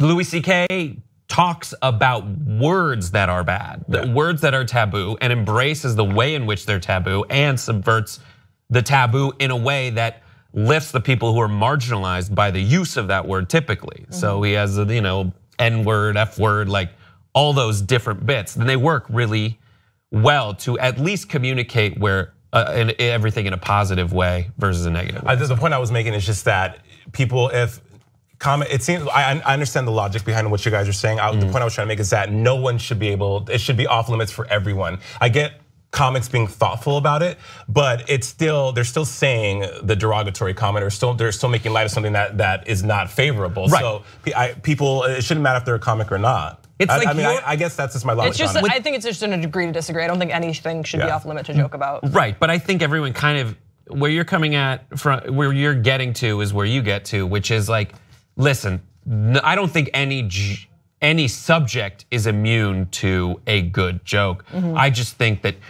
Johnny Depp or the average YouTube commenter or tweeter is not a good enough comedian. Like you're not funny enough. And you haven't been doing this for thousands of years, like comedians have been collectively. You must be an ancient comedy overlord in order to make these jokes. Well, I'm thinking there's a really funny rape joke by Mel Brooks as the 2,000-year-old man about the Turkish army coming and raping everybody. But it's funny, take my word for it. Don't go away. When we come back, we're gonna talk about The Rock and people risking their lives to touch him. An energy baron is suing John Oliver for defamation of character. How did this all start? Well, Oliver on his show did one of his long exposés on the coal industry. And one of the figures in that coal industry is Robert E. Murray of Murray Energy, who at the beginning of the entire screed that John Oliver had against him, Oliver says, this guy sues everyone. We reached out to get information from the company to get their response. And Murray's company sent a cease and desist letter saying that he would sue them for up to $1 billion or something like that, and take it to places like the Supreme Court. So John Oliver, in a very John Oliver way, said, well, I really have to do it now. Went through the whole process, delivered his criticism of Murray in a comedic, satirical way, revolving around a mine collapse in Utah that Murray says was the result of an earthquake, but Oliver says was the result of negligence. And Oliver is backed up by numerous reports in various news outlets, as well as government organization that did a postmort on what happened during that. But that did not stop the suit from going forward, saying because defendant Oliver omitted any mention of the other reports that ostensibly Murray's energy company sent, he was aware of that evidence that an earthquake caused the collapse. As Mr. Murray correctly stated following the collapse, defendant Oliver's presentation intentionally and falsely implied that there is no such evidence, and then went on to say that Murray's website was hacked after this, and Murray's own health declined after the show aired, quote, likely further reducing his already limited life expectancy due to his idiopathic pulmonary fibrosis. So these 2 minutes in a 15-minute piece killed this man. Thoughts? Well, it was 24 minutes. 24 minutes, yeah. The whole thing was the whole 20. thing? I watched the whole thing, yeah. I guess it was. It took me the whole time driving here. Yeah, it was a while. It was a full episode. So in order for him to prove defamation, he needs to prove slander as well, which he needs to show that what John Oliver presented was false, and that John Oliver was spewing falsehoods that then defamed his character. And I think that's going to be very tricky for him to prove. Yeah. And I think that is why most of the lawsuits that he settled, I think it's about 9 in the span of like about 10 years, something along those lines, have settled out of court. I mean, there isn't much of a case here. That said, it is very wackadoodle, and I'm also very surprised that John Oliver said in the segment they had never been served a cease and desist before. They'd never been served a sort of a letter like this from the lawyers of someone who they were covering, because they've done a ton of hit pieces on. I want to hit pieces. I say that in a loving way because I really like the show, but they have kind of thrown a lot of shade at a lot of people who super deserved it, and I'm surprised that this is the first person who is firing back, but it doesn't look like he has a lot to go off of. Yeah, I agree with you, Grace. I just have 4 things to say about this, okay? Go. Let's do 2 and 3. Okay. The first one is that was John Oliver's clapback was probably one of the best I've seen on TV in a long time. 2, Murray, the facts are there. What John Oliver was saying on his show is not fake news. It's legit. 3, that HBO and their attorneys and all the powers that be are going to make sure that everything that came out of John Oliver's mouth was actually factual, because they don't want to they don't want to be reporting anything that's not accurate. And 4, Murray, that's the, I don't want to say the F word because it makes me look like an idiot, but I'm not going to say, okay. That's the screwing you got for the screwing you did. The end. Yeah. Also, that the medium that it was presented on is a satirical show is also not, it's just gonna be really difficult to prove that it was defamation, because there is, for satire and parody, if you know a little bit about media law, which I know a very little bit about because I took a course in college once. Good for you. And I didn't do well in it. In any case, that is one of the major loopholes, is if you can prove that it is parody or satire. And or educational.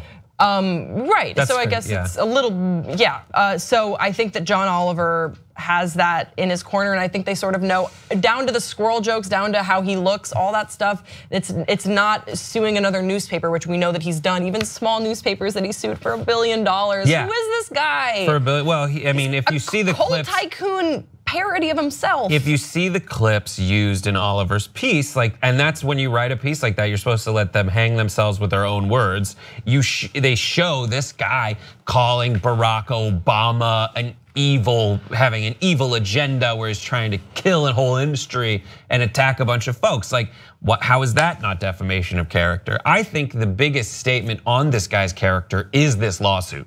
Aside from everything that was said in Oliver's piece, levying charges like this that go so over the top and are so melodramatic, like saying that it's shortening this guy's life expectancy, if that's in every one of his claims and his lawsuits, and this guy is like an elderly gentleman, if it really is shortening his life expectancy, then he should be dead by now. Also, let's not forget that he's a major contributor on Fox News. Whenever they have coal stories, he has popped up quite a bit. So he's used to being in front of the camera. He probably knows a little bit about publicity and the rule that is any publicity is good publicity. And I think that that's sort of why he's milking this. I don't think this is going to go to trial. Also, there's no way that a court is going to hear this. Also, regardless of what Oliver said, the most powerful moments in the piece are, Murray's own clips. And then there's this one clip that's from a deposition or a hearing in which the families of victims of this mine collapse talk about the time when Murray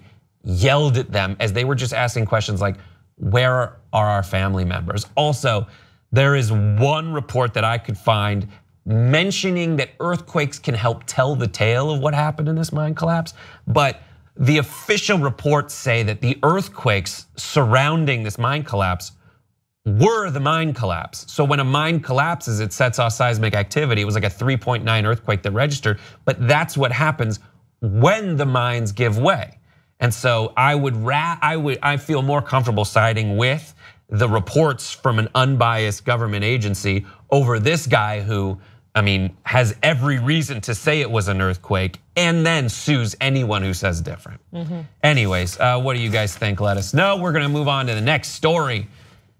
There is a new bill in New Jersey that might create a new program within schools that teaches kids kindergarten through 12th grade a social studies course on how to interact with police officers. According to the New Jersey Assemblywoman Sheila Oliver, who first introduced this bill, she said the number of police-related shootings around the nation have created a mistrust of police in many communities.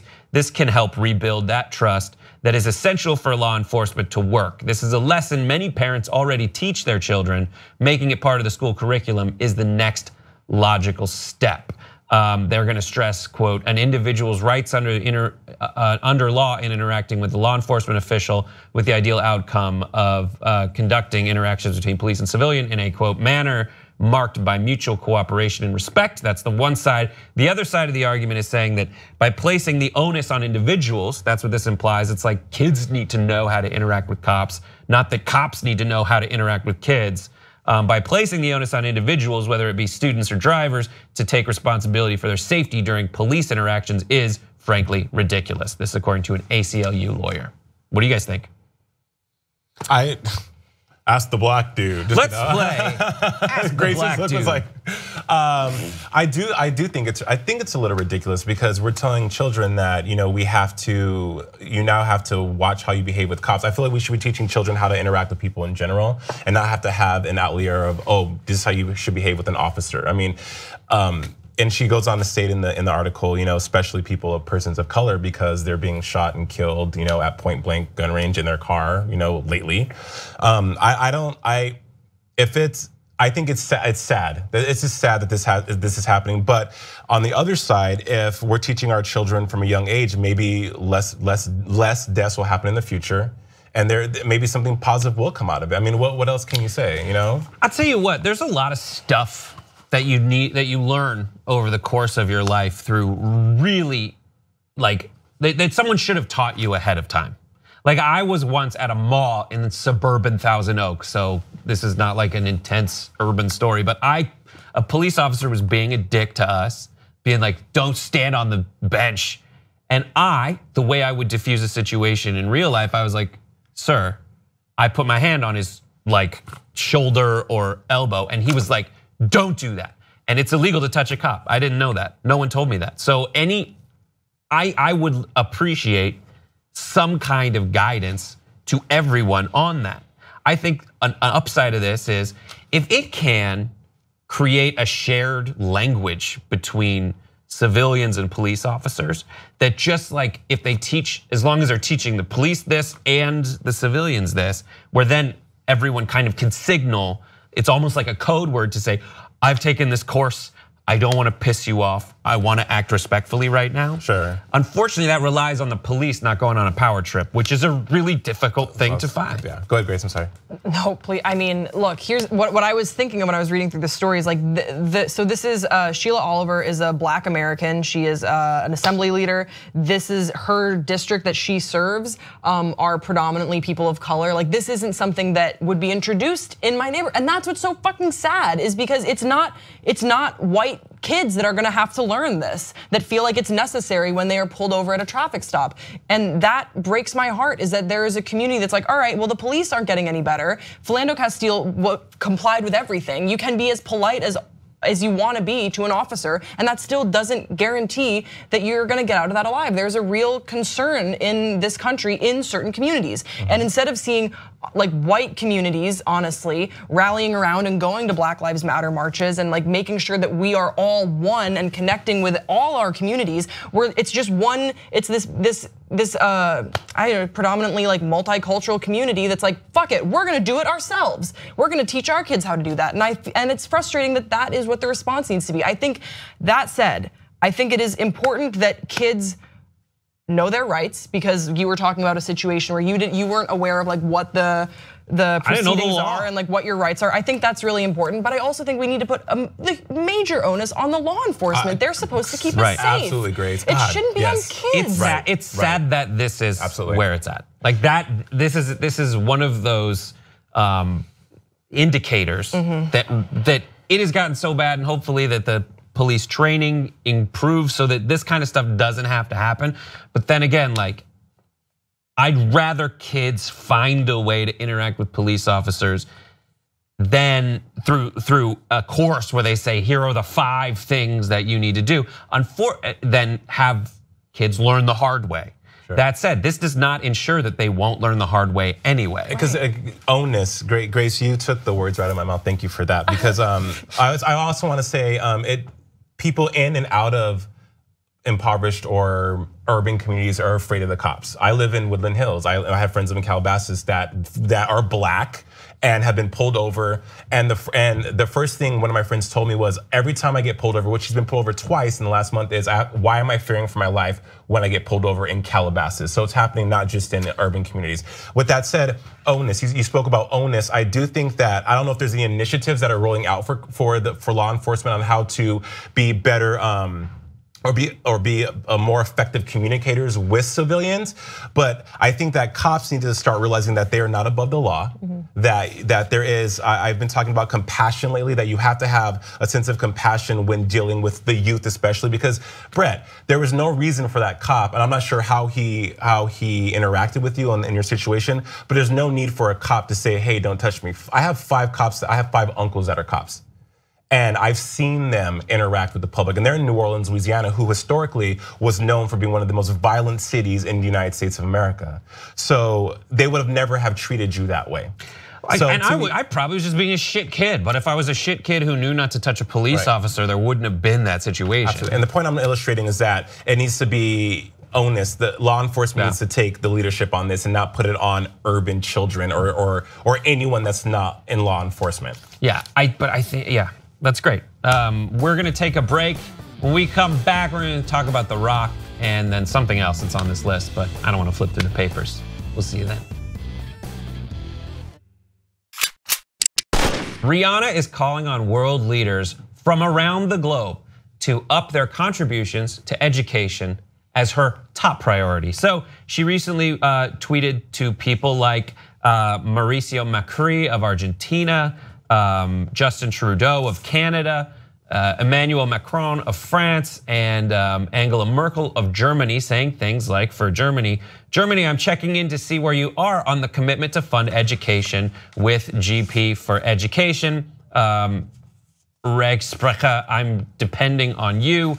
The GP is the global partnership for education and she recently went to Malawi, which is one of the most impoverished nations on the planet, with former Australian Prime Minister Julia Gillard and Global Citizen CEO Hugh Evans to try to accomplish the goal of raising $3.1 billion to help bring equality to education of over 870 million children in 89 countries between 2018 and 2020. And you should watch the documentary when she's in Malawi trying to just get a feel for what education is like in some of these countries. And there's one kid that they interview who is just the best. He's the best kid who articulates completely his plight and what they're going through and what they need. And it's a real touching thing. But what do you think about this? I think it's really cool. It's kind of strange to see it go down on Twitter. It felt like a very 21st century thing where you've heard about artists in the past have always reached out to world leaders, and that's not something new, but it is kind of new to see it in real time on Twitter. Like, hey, Angela Merkel, or like, hey, Justin Trudeau, it's Rihanna, just wanted to check in, and you can see that response. And it also holds those world leaders accountable because Rihanna has such a huge mega following and she's gotten behind this cause that I think we can all agree, whatever political side you fall on, education is great for kids all over the world. We should make it more accessible, not less. And it holds these world leaders accountable. Where do they stand? They have to respond. And whether or not they respond financially or whether or not they just respond with resources, that will be really interesting, but they do have to let their voices be heard now. I agree, Grace. Rihanna has a huge voice, as you pointed out, that her reach is so vast. And also physically, very huge voice, wonderful singing voice. Those Sia songs. She could have just called to them. Those Sia songs. The song Sia writes for her. That's a good group. I enjoyed those two together working. It takes advantage of her. What's your favorite Star Rihanna Trek song? What's your favorite Rihanna? Sledgehammer is your favorite Rihanna Sia song, Brett? What? I said Sledgehammer from Star Trek is your favorite Rihanna Sia song? I'm just saying, recently I heard that and I'm like, she's got some pipes on her. All right, Jason. My favorite Rihanna song is Pon de Replay. Old school. Just kidding. I like the Umbrella song. I hated that song. That's when I was like, she's popular. Ella. Oh. No. Back to him. He was making it. I cut him off. I'm sorry. It's okay, guys. I really am enjoying Rihanna's benevolence here. I think that like her 2012 album, Unapologetic, that's what I like about her, is that she just she's zero chill with her. And she's on the ground doing the work. It's not like she's saying, hi, I'm the poster child for this charity, and not really involved. You know, she has her Diamond Balls, the Clara Lionel Foundation. She's really involved, and there's a legitimate authenticity and genuine nature about Rihanna. I watched the documentary. You are so right. That little man was so articulate and very present in what was going on. And also seeing how they are taught in their classes here in the United States. You walk into I went to high school in one of the most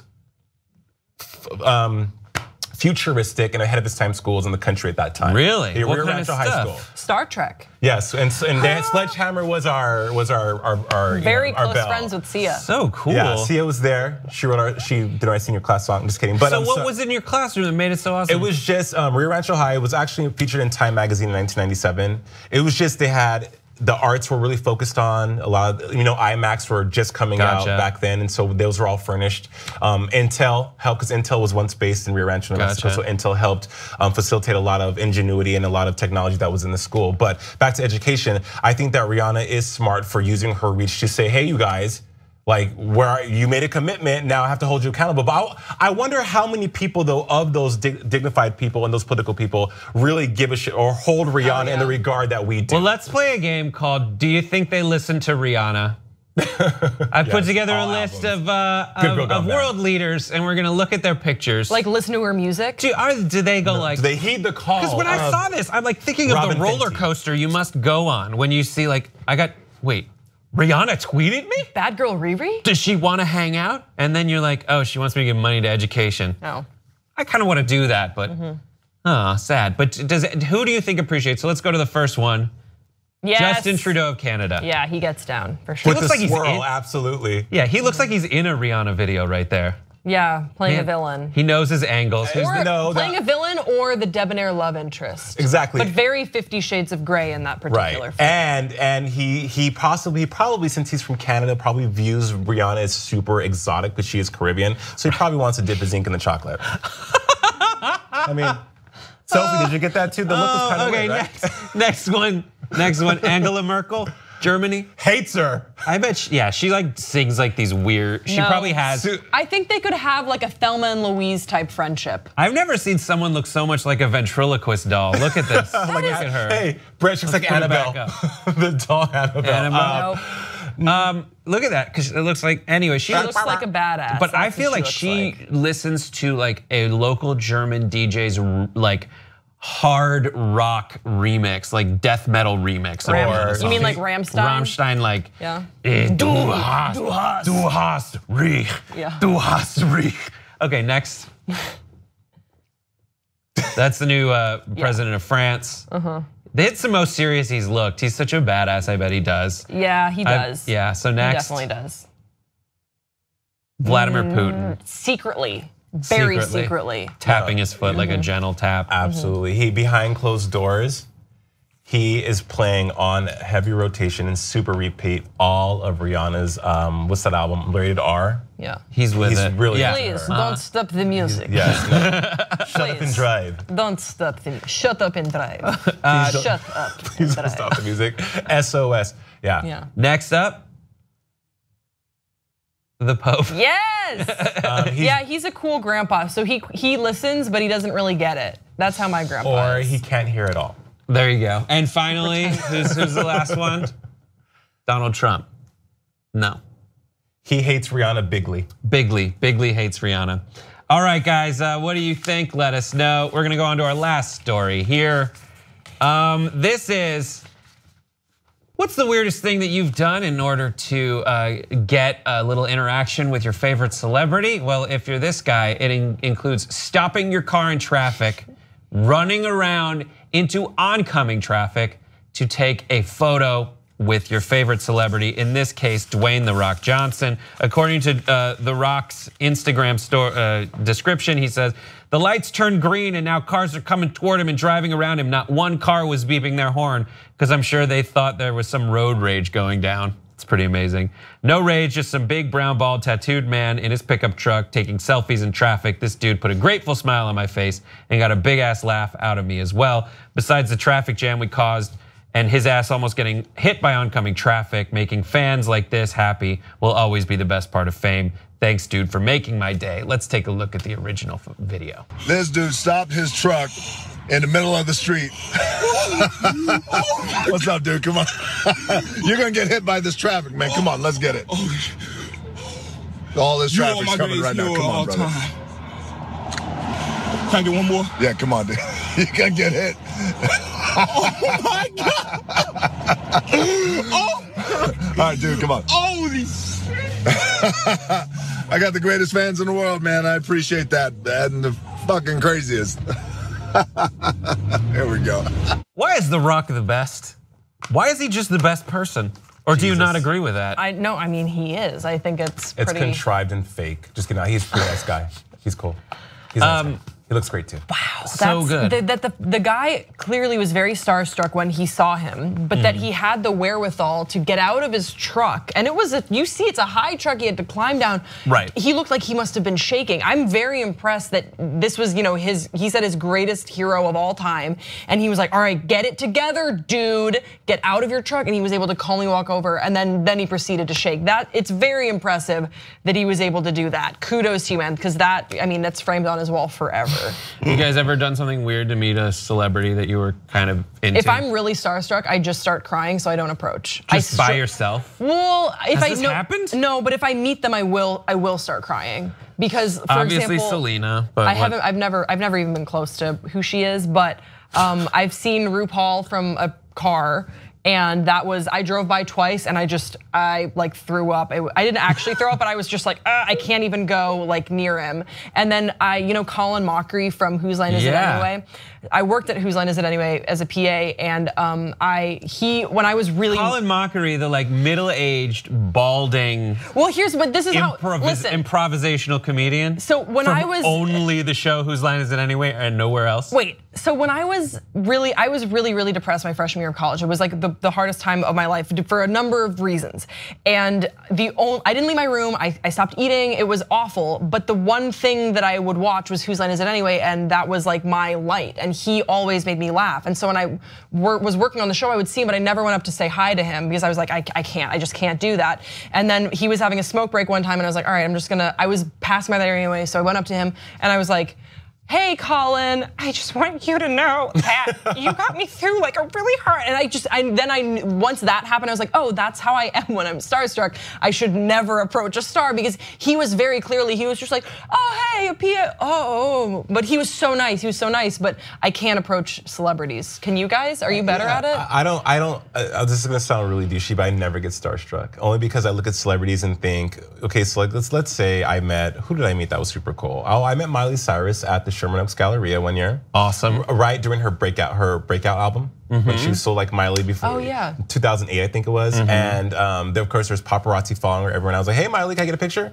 It's like, yeah, took a picture, we out. I just feel like we put these stars on such big pedestals that we forget, I'm buying your music, I'm putting money in your pocket, I'm kind of feeding you. So there's a commonality there. Right, but we are feeding them one small percentage of every purchase.